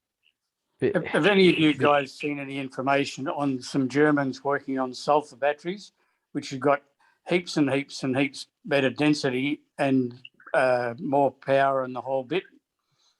I haven't, but generally you've got to be careful because there are 100 different type of battery chemistries that work in the lab. If you say, okay, that's great, I want 1 billion of them. I want them by next month. I want every single one of them to work perfectly, and I want to be able to give someone a 12-year warranty on those batteries. Then it's, how do you manufacture at scale, at cost, and make it reliable and safe? And this is exactly what Elon said about 18 months ago, 2 years ago, because people kept on coming up to him with ideas of different chemistries, and they're like, "Well, why aren't you doing this? Why aren't you doing that?" And he said, "Look, trust me. If there is a better chemistry out there, I mean, who are they going to bring it to?" So, in fact, I think he said, if you've got a great battery, send us a sample. We'll test it, and if it's good enough, we'll buy you. Yes, exactly. Yeah, because just recently, BYD announced they're working on a lithium iron phosphate battery that has 260 watt-hours per kilo. That's amazing. That if that's true, then I see what you mean. That's the same as what you're getting out of a nickel-based battery at the moment. Possibly more. Oh yeah, I think you don't get 240 or something out of a nickel battery. Anyway. I don't even think the nickel batteries and the S's and the X's are at 260 watt-hours per kilo. Certainly not at the pack level. Yeah, well, those batteries that they're producing, the blades, so the effective area that they can fulfill within the pack is far greater than a cylindrical battery. Oh yeah. So they get better density out of the pack level rather than the cell level. Yeah, because you haven't got as much space. Right, Carmen. Hey man, if you're right, that would be incredible. Like, go on. See if I can find a chart. I had a chart I did up for someone the other day showing the. Okay, so while you're doing that, Russell, I thought we'd go. We're talking about the fact that perhaps LFP might usurp NCA or something like that. This is something interesting I saw on Tesla's website, which is the German website. Now this is a Model 3 on the left and a Model Y on the right, because one piece of news that I didn't put into the news because it's not really Australian news is the fact that the Model 3 gained 7,000 euros in price in Germany. And what we can see on the left, we'll just scroll up, they don't show a standard range Model Y, they just show the long range and the performance. But if you compare the long range Model 3, it's 56,990 euros. And that's exactly the same price as the Model Y. Granted, the performance, there is a differential, there is an extra slight penalty for the Model Y, but the standard long range, versions of the 3 and the Y are literally identical. And isn't that a wonderful price signal to say, why would you buy an imported Model 3 when you can get a locally produced Model Y, which has more cargo capacity, has the hatchback, the more upright or the highest, more comfortable seating position? I think it's got more ground clearance. I'm pretty sure it's got more ground clearance. It does. Yep. it's basically equivalent for the same price. And that gets back to the conspiracy theory that I spouted months ago and was discussing with Pete, is why doesn't Tesla just delete the Model 3? Because clearly the Model Y is not costing more or much more, or maybe even less in certain places than the Model 3. I guess Tesla would then, could say, well, we'll just cancel the Model S, the Model X, the Model 3, and just produce the Model Y. And you know what? That probably would not be a terrible decision for Tesla to do. Possibly. But then, if you're someone that's going to buy, a 7 Series BMW or a Mercedes S-Class, you're not going to buy a Y necessarily, but you might buy an S. Or if you're going to buy an X5, you might buy an X. Or if you're going to buy a 3 Series BMW, you might buy a 3. Give the human some choice. You need a little bit of brand choice. I mean, the optimization, the strict optimization might be just pick a winner and just go for it. But I think Tesla's worked out how to optimize the production of vehicles. And let's face it, a Model X and a Model S is a very high margin product. Oh God, even though it's low turnover, low production count. It has to be. So Russell, I'll get you to go back onto that in 2 seconds. Okay. So, but it was just interesting that in Germany, at least, they've decided to effectively establish parity, which puts some credence to the argument that, well, if that's the case, why wouldn't you just overwhelmingly order a Model Y and just, unless for aesthetic reasons you really wanted the lower down, the more sporty looking car, but for all other functionality, why wouldn't you just go to the equivalent, in the Model Y? But anyway, enough of that. I think you're assuming that people are rational. Yes, and we're just not. That's an irrational thing to assume. Yes, I think therefore I am, but I don't know if I think rationally. Go, Russell. Sorry. So if you can, go for it, Russell. Yeah. So I guess what I'm trying to show here is this is why I think that legacy automotive is in a strife, because all companies other than Tesla and Chinese manufacturers are using lithium batteries with no other alternative. And with the improvement of battery density with LFP over these years, you can see that this sort of capacity here, if this is real and they've reported it correctly, it's not going to be far away before LFP batteries are going to be the thing that replaces all requirement for nickel in Chinese cars and Tesla cars. If that is true, that is a revolution. Yeah. Without a doubt. And because even though the technology's gone into it is great technology, the cost of those batteries at the element level is half the cost.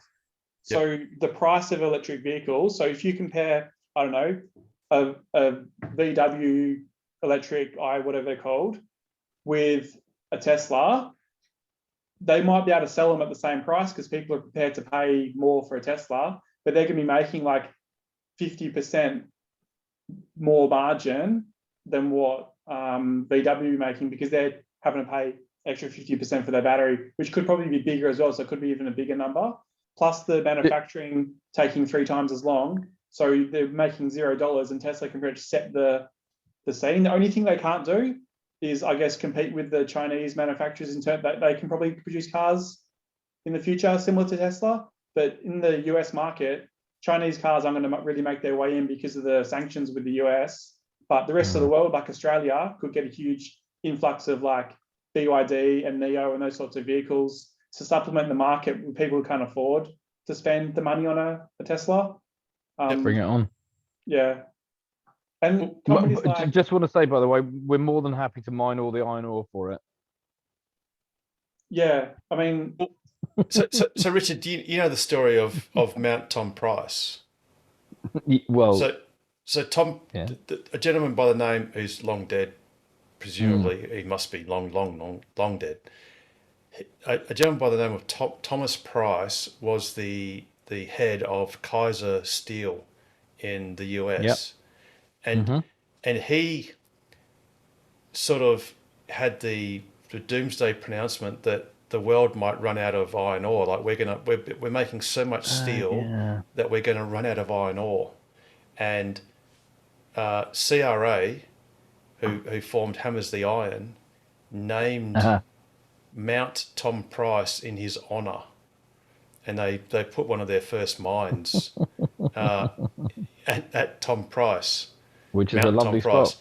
Which is a lovely spot, and now that mountain is a hole, and I mean that literally, and I wouldn't say metaphorically.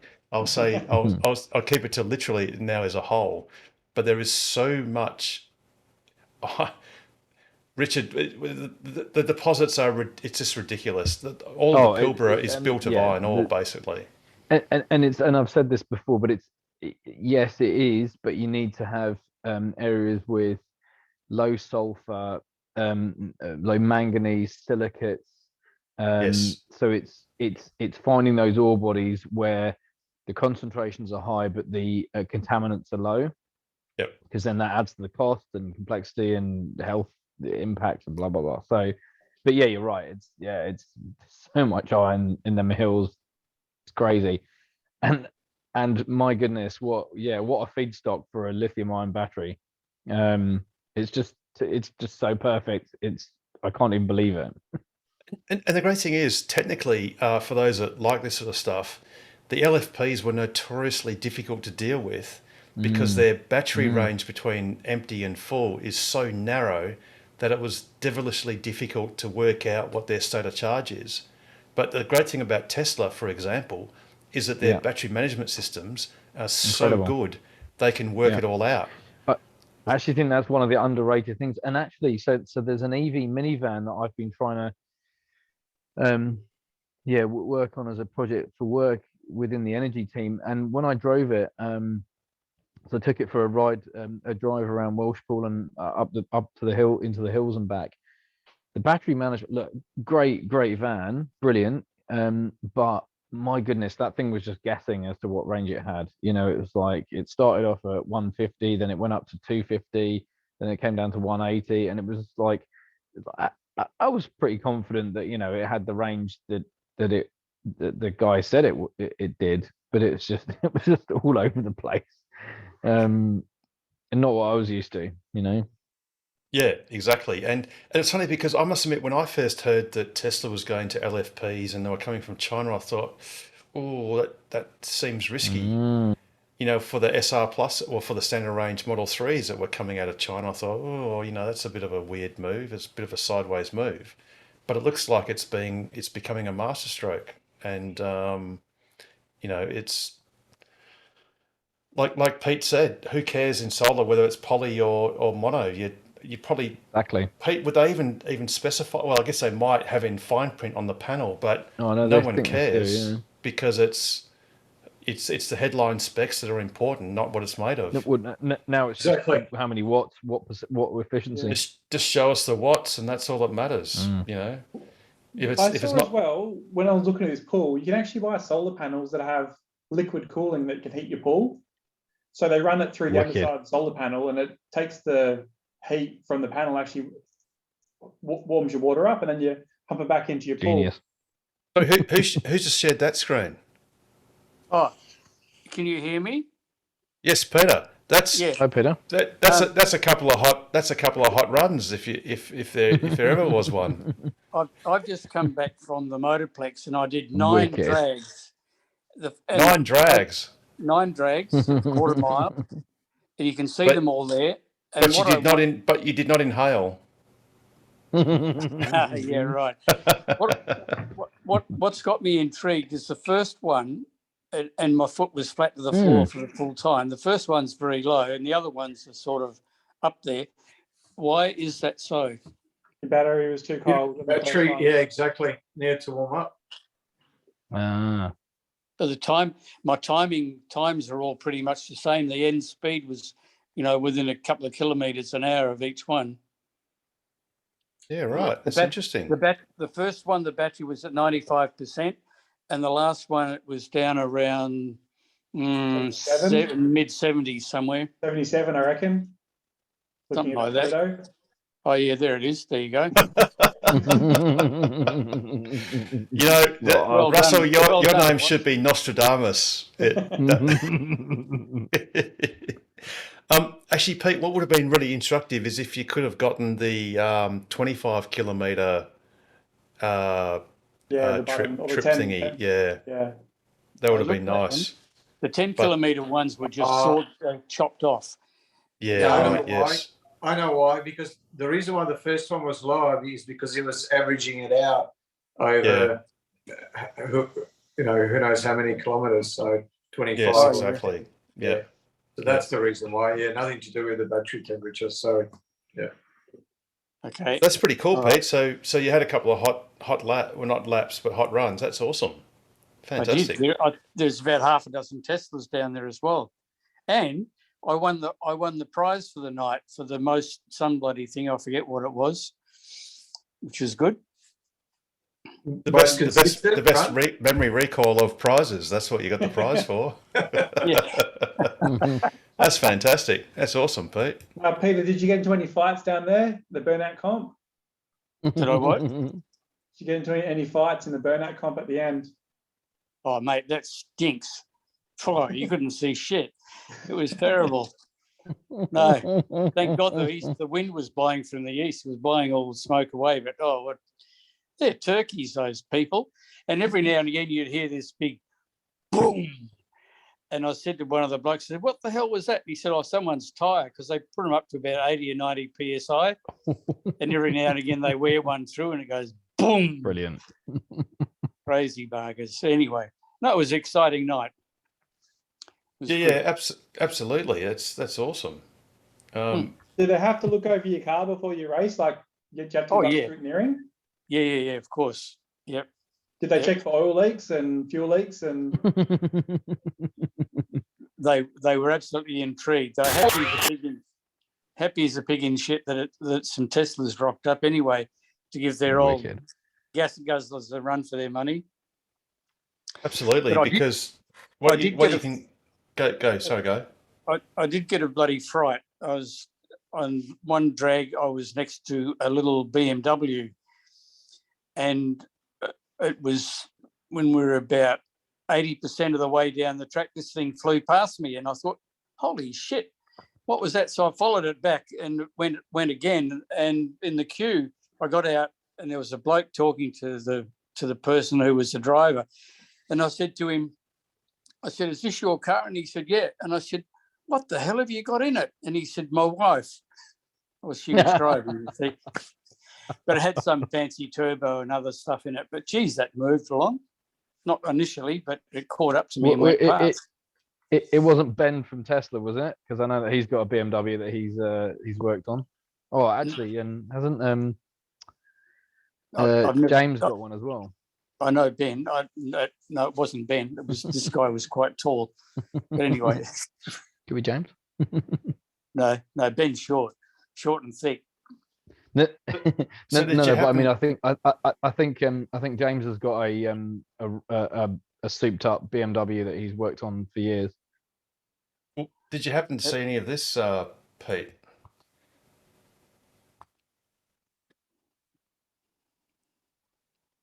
Yeah, that's what we're talking. Oh, goodness gracious me! It's a bit of a scare, isn't it? So that's what can happen. Yes. Goodness me. Anyway, that's crazy. So they must have some big racing carnival on this weekend, because there's probably about 9 or 10 giant semi-trailers over there with all these big race drag cars and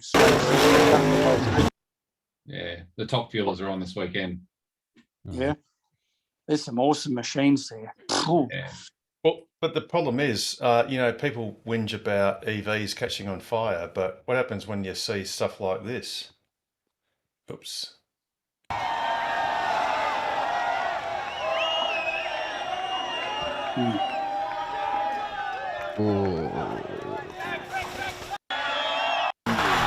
This is why we wear flame retardants.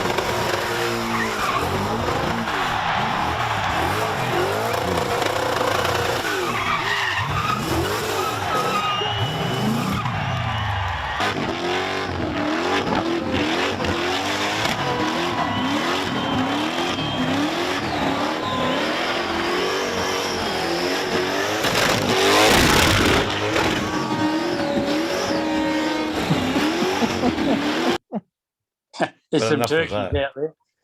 They sure are. I got to say, I've been to a couple of those events, and some of those guys are pretty talented. They go within centimeters, and they will go for 5 minutes without hitting the wall. It's and you can't see what's going on. It's incredible. Can't see a thing. Craziness.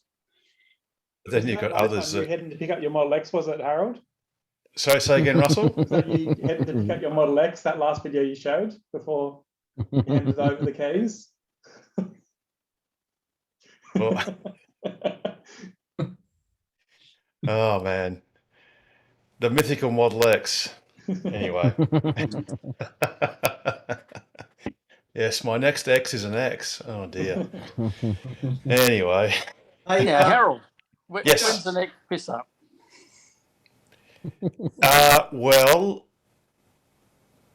I have, as we speak this very moment, I have zero idea. While he Harold's clutches- looking that up, Peter, just a quick question. What did that BMW do? What sort of time? It probably a second or so in front of me. And my best time was 11. Was running 10.8, Pete. 11:45. Oh, okay. Thank you. Cheers. What was it? Damo said 10.8. 10.8, yeah, 1080s. What, tonight? Yeah, yeah. Oh, there you go. So it wasn't that much in front, 0.6 of a second in front of me. And so what were you running, Peter? My best one was 11:45, which I think is pretty close to Peter Petrovsky's time, somebody told me. That's a performance? Yeah. Yeah. Hey Peter, so are you now prescribed to the you live your life a quarter mile at a time, Fast and Furious style now after the drag races? I'll be back there again. Doesn't matter if you win by an inch or a mile, like. I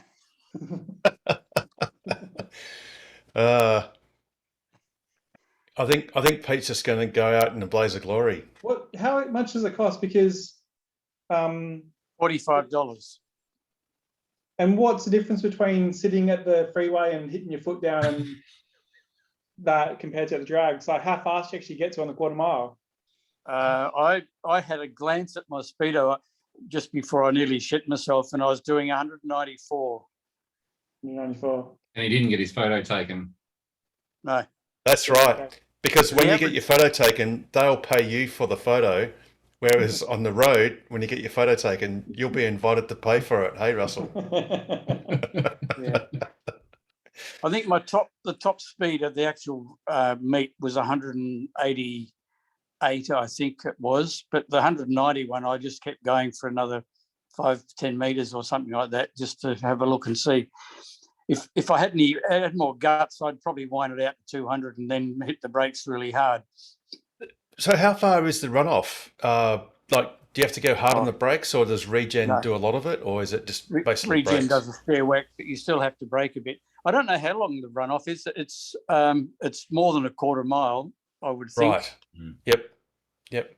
Yeah, cool. But Interesting. It's pretty safe. And what was your reaction time, Pete? The first one was about nearly 0.7 of a second. And then, actually, to tell you the truth, I haven't looked at all the papers. You get a sheet of paper with each one. I haven't looked at them yet. But the reaction time at the end would have been down to, to tell you the truth, I don't know. It was pretty close. Yeah. So is it? I had the best one for the night out of everyone there. So, which is how I got a freebie. Oh, awesome! So you were the fastest Tesla there? Yes. And fantastic. The so Damo, Damo, you should feel pretty bad about that. Damo? No, I rocked up with bugger all charge, Harold. It was the charge in your car. Of course it was. Yeah. No, it was. He only had 70-odd%. Oh, and you had to, and you had wet hair too, and you had still had your rollers in the hair, and clutch was slipping. yeah, that's right. Yeah. Yeah. One of the guys in the burnout was telling me and Pete at the end of the night, oh, I was doing a burnout, but my gearbox didn't like it. And we said, oh, we don't have gearboxes, man. We don't know about that. Oh, dear. No, Pete. I think Damo owes you a beer or 10. Well, I think no. I reckon if he had 95% charge like I started off with, it would have been a different story. Because I've never excuse done it me. before. Right. I mean, Damo, how many runs have you done, you reckon, Damo, in your life? Oh, in my life, geez, I've lost count, man. I wouldn't know. Wouldn't know. 100, 1,000? No, maybe not 1,000. 100? Probably be well over 100 runs there down that track. So Pete, how many runs have you done in your life? 9. All tonight. Beginner's luck.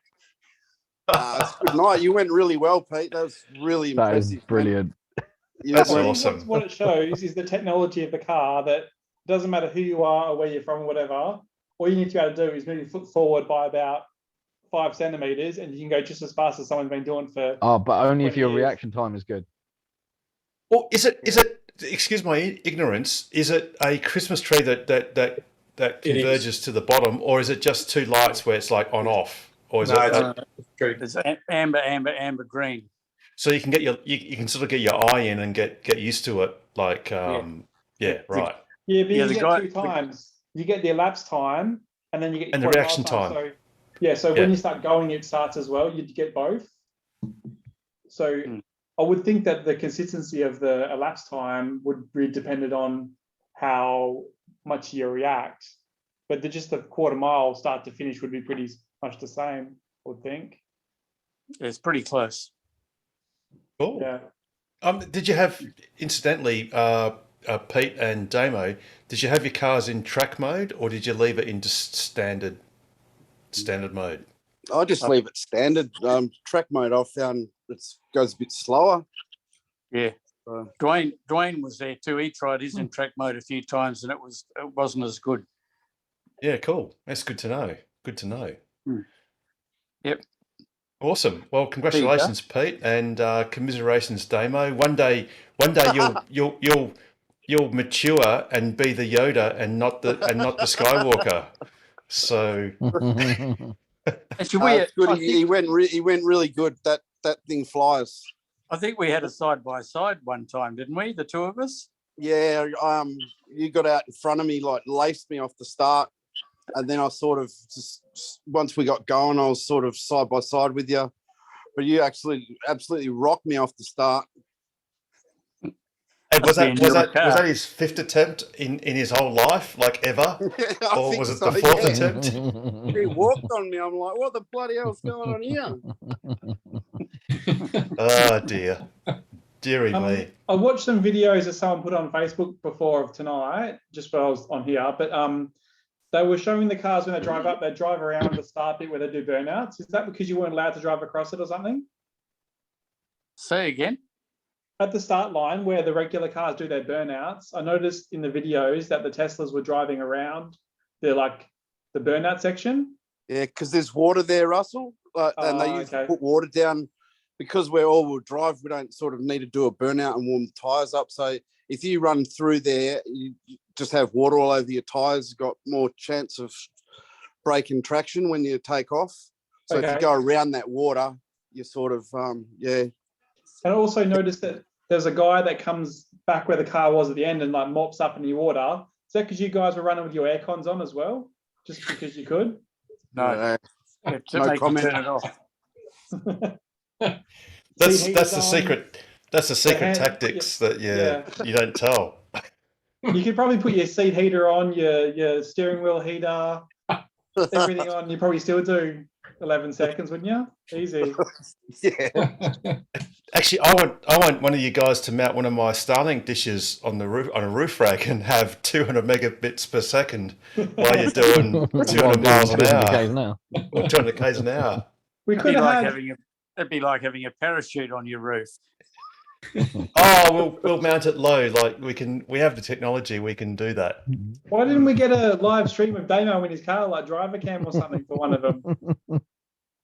Well, I'm going to get my people to talk to Damo's people, and we might have to sort that out. Probably speak to I Peter. haven't got a mount. I haven't got a mount. Peter's a bit faster. Sorry, hang on 2 seconds, Russell. Say again, Damo. I haven't got a mount for my phone for in the car. I've been meaning to get one, and then I was supposed to have a passenger tonight, but she chickened out. I was going to get her to do some live streaming, but yeah, and unfortunately they won't let me race and hold the phone at the same time. That's outrageous, Damo. I mean, I know it is, isn't it? Why can't you just engage autopilot and let it do the whole thing? Yeah, so I was saying we probably would get Peter anyway, Damo, because he's a bit faster than you. We I would do. No. Actually, Russell, I refute that. We want it on Damo's car so it can show Pete's car pulling ahead. Because if we put it on, yeah, exactly. Because if we put it on Pete's car, all we see is blue sky because he's in front, mate. That's right. Did you record any of your runs on dash cam? Oh, no. I did it the other week. There was no one bloody no one behind me anyway, so yeah. Even just to run, just on, like, the cameras on the side cameras. Yeah, got some good shots last week or last time when I went, but yeah, I didn't do any dash camming tonight. Didn't even think of it. Yeah, no worries. Yeah, that's fair enough. You can't. I put my phone in my shirt pocket for one trip, but all I got was the bloody roof and a bit of the windscreen. Hey, I might have a clip for you, but it might take a while. So just keep talking. Yeah, that's and cool. I'll put it up once I've got it. That's cool. We can keep talking. So yeah. So once again, big congratulations to Peter Harris. That's awesome. And Damo, it's all right. You know, like wine, you will improve with age. I'll live, man. I'll live. And I'll tell you what, I look forward. He's rubbing it in thick, isn't he, Damo? But look, and I look forward, Damo, to bringing my Cybertruck to the drags. And I can promise you now, I will bring my Cybertruck to the drags. And I will bring a Tesla Semi to the drags. Now it's going to be slow. I got to tell you now, it can do 0 to 105 seconds, and I'm sorry that's slow, but geez, it's big. So are you going to pull a B double as well while you're at it? I don't know if you could do that on the track, but I'm going to get an air horn so I can go bah bah. But I've followed the Cybertruck development. What are the specs known on that? Cybertruck? Yeah. 0 to 100 in 3 seconds. It's about 10% faster than the Model 3. It was really? 2.9 seconds, I thought, Pete, Yeah, for the tri-motor, which obviously that the best version, the dearest version was the tri-motor. There was a rear-wheel drive, a dual motor, and a tri-motor version. Go Pete. Have you got the video ready? Yep. Oh, hang on. What's happening? No, it's working. Yeah, it's going. Yeah. This is at the end, isn't it?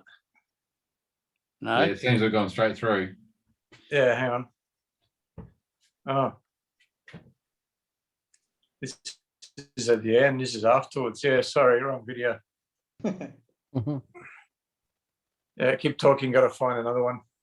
All right, I'll just take you off on what's the name, share, and you can just have a bit of a look. But yeah, the semi's got to be the go. Yeah, whether towing a B double will come out with a quad motor version as well. You'd want to think, which would be even Oh faster. yes, sorry Russell. Yes, that's right. So that's got to be on the cards because they can do the Rivian tank turn. Yeah, did you confirm that you were also getting the Founders SpaceX Roadster as well with a 1.1 second 0 to 100? Was that you? No. You're getting 2 then, were you? 2, not 1? No. I'm not getting a Roadster. No, I'm 2 Roadsters now, not 1. No, no Roadsters. No. I can declare that I'm going to get a Cybertruck, which is the best Cybertruck or the longest range. So I don't care what its specs are. Just give me the range. Which will be, like you say, Russell, probably a quad motor by then.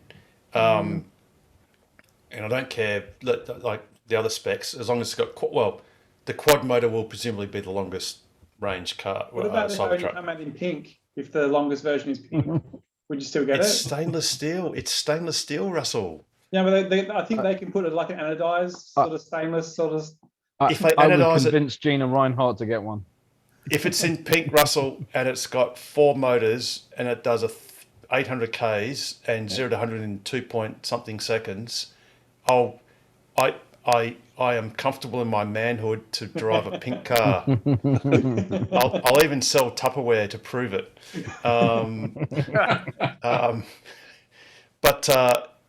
But I do promise Damo that I'm going to drag him off in my Tesla Semi prime mover. Wouldn't you be better off selling Mary Kay in pink? That's possible. I'm not sure what that quite means, but I'm going to pretend that that's a brand I'm familiar with, though I'm not. Are you that young? You don't remember Mary Kay? She used to do pyramid selling of cosmetics and stuff. Yes, it does ring a slight bell, very distant bell, which was well before. Was it Colette had a song about that? Yes, it was the last millennium. Yeah, that's right. It was a whole century and a millennium ago. But yes, I do promise, Damo, I will let you beat me in your model, whatever you've got. You'd have a Plaid S by then, in my Tesla Semi. But hey, I mean, can't you get what do you call it? Handicap. You get a handicap time, so I get a head start on the drags. If you're doing dial-ins, yeah, you can do that. Yeah, well, let's do that then, because I can only do in the Semi. I can only do 0 to 100 in 5 seconds, and that's a bit slow. but I could always tow Pete's car. Actually, maybe Damo, the only way that you could beat Pete is if I tow your car in the back of my Semi in a B double, and then you've got a chance against Pete's car. Maybe Harold, what you can do when we're down at the drags, you can get your Semi and start pulling us around to charge our batteries between runs. So we don't have I could pull a whole train of yours. I could have like, if you all got tow bars and you got the tow hook, I could have like a line of 5 Model 3s and then just pull them up and down the straight and then like recharge it. A Tesla Centipede. No. One thing I noticed tonight, big like being down on battery power from what I was the other week, because like I was running 95 and that the other week. Once you get going, the car sort of pulled as hard like through the top end and that, but it's just that like the first 60 foot sort of that explosion off the line. It didn't have that as hard with like when you're down at about 70%. Yeah. So exactly. when once you get rolling, it's not much difference, eh? And that's literally the voltage times the current. The problem is you don't. The pack just doesn't have that voltage to get the power. Yeah. So you really, the challenge is to keep your battery voltage up as high as possible, or your state of charge. So when the Plaid does a launch, does that do anything special to make some more battery available, or put it in capacitors or something to discharge it faster when it launches? No, No, and Russell, that's a very good point, because you know how Maxwell Technologies, Tesla bought out Maxwell Technologies, and they've had two arms. They had the dry graphite process, and they had the supercapacitors, or the supercapacitors. And I presumed, and I actually thought that Elon Musk would have. We got Pete's video. You good to go, Pete? No, keep talking. It goes on for a while. Oh, okay, all right, no worries. Just keep on talking. Yeah, we can talk in the background. So I actually thought it would have made a lot of sense to have a supercapacitor in your energy storage system, so that particularly when you're doing regen, it would just regen into the supercapacitor, and when you're doing a hard acceleration, it would draw most of the energy from the supercapacitor, and then the battery would also top it up. So I thought that was a marriage made in heaven. But Elon Musk has basically rejected it and said that the lithium-ion batteries provide more than enough than what you need. So his answer is no, you don't need it. But I keep thinking, well, why wouldn't you do that? Because you wouldn't then, when you're in start-stop traffic, your battery pack would hardly be affected on the start-stop bit, because all the energy just goes in and out of the supercap. And that only has to have a capacity of 1 kilowatt hour or something, or probably not even that. Same as a Nissan Leaf. Well, yeah, that's right. But it means that you don't keep exercising your battery in and out when you're in start-stop traffic, or if you're doing a plaid launch. But see, clearly what Tesla's worked out is the limiting factor is not the energy capacity of the battery, it's the laws of physics of tire friction compared to downforce created by mass, mediated by the inertia caused by the same mass. So it's just the limit of traction. Well, that's why the SpaceX package on the Roadster has the thrusters, cold air thrusters. Yeah. Yeah. Yep. Absolutely. Yeah. Entirely, because there's. I mean, I know that the top fuel dragsters can do it, but they've got weird power to weight ratios, and tires that change diameters, and it's at the bleeding edge of technology.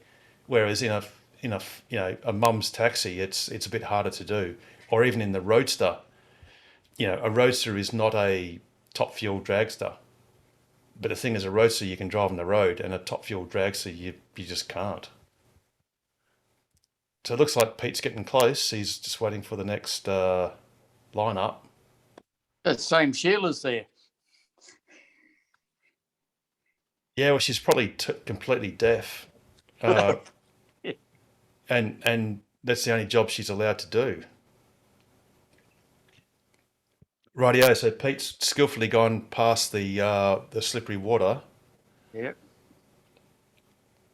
And you got to line up to the. Oh, does that mean you've gone too far? Oh, yes, he has. Oh, there you go.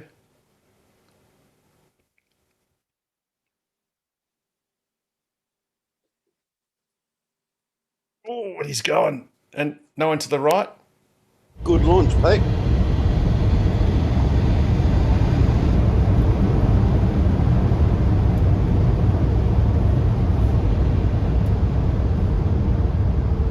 Oh, there's heaps of runoff. So, Pete, were you on the brakes much for that? I actually did a search. The runoff is longer than the quarter mile. Yeah, it's uphill as well. The runoff is uphill, and the quarter mile is a little bit downhill, enough to keep it legal. Oh, gotcha. Right, cool. It was so slight because there's like a tolerance you can have to set like an official time, and it's like the maximum you can have. I used to do a bit of like motorbike drag racing when I was younger, so I've been down there a fair bit. Oh, they got some crazy motorbikes there with big things out the back to stop them tipping over and whatever. It's crazy. The wheelie bar, whatever they call it. Yeah. Yeah. It's really dangerous because when you throw pistons, they come straight into your chest. So you got to wear a like a bulletproof vest to stop the pistons. Like cutting through you. Oh, wow. So are they inline? That's an inline motor then, not a V formation. Yeah. That's pretty good footage there, Pete.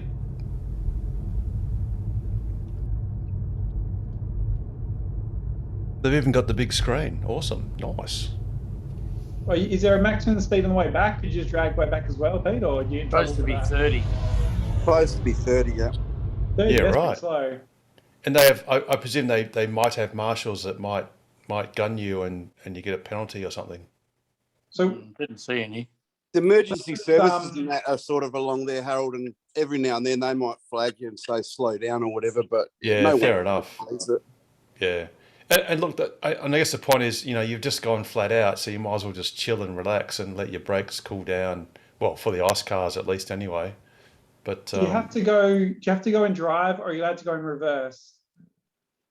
What? Like, are you allowed to do a drag in reverse, or do you have to go forwards? I'm wondering what you're talking about, Russell. You can start off in reverse and then do a 180. Yeah. And keep going. All those J-turn things. Because I've tried to drag my car in reverse and it maxes out. Like, it doesn't go any faster than like 23 Ks or whatever it is. and that's a software setting, Russell, because Bjorn Nyland found the same thing out with his Optimus Prime, I think it was his Model X, at the IKEA parking, what do you call it, car park in winter, and he was just doing hard reverses, and it's about 20 k's an hour. That's all you can do. Because I bet my mate when I first got the car, because he has like an Evo Lancer, and I told him my car's so fast I could beat his even in reverse. So we lined up and I tried to drag him. I still beat him off the line, but when I got to 20 k's, like, it just stopped and he took off. So I had to buy him lunch. Well, Elon, we know Elon's watching. So look, let's just have a Russell reverse switch that can. And the thing is, there's nothing stopping the car from doing the same power in reverse. Yeah, this is why I thought it would just do it. I was so surprised when it slowed down. I was like disappointed.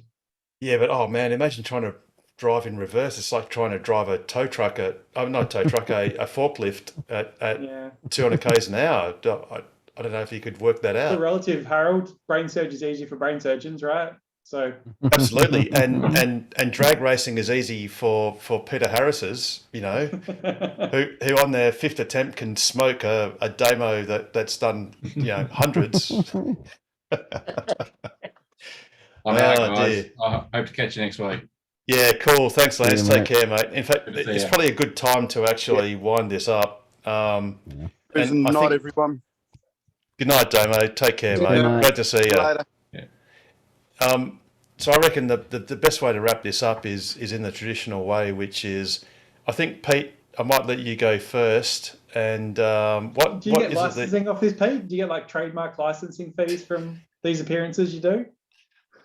I mean, it would only be fair, wouldn't it?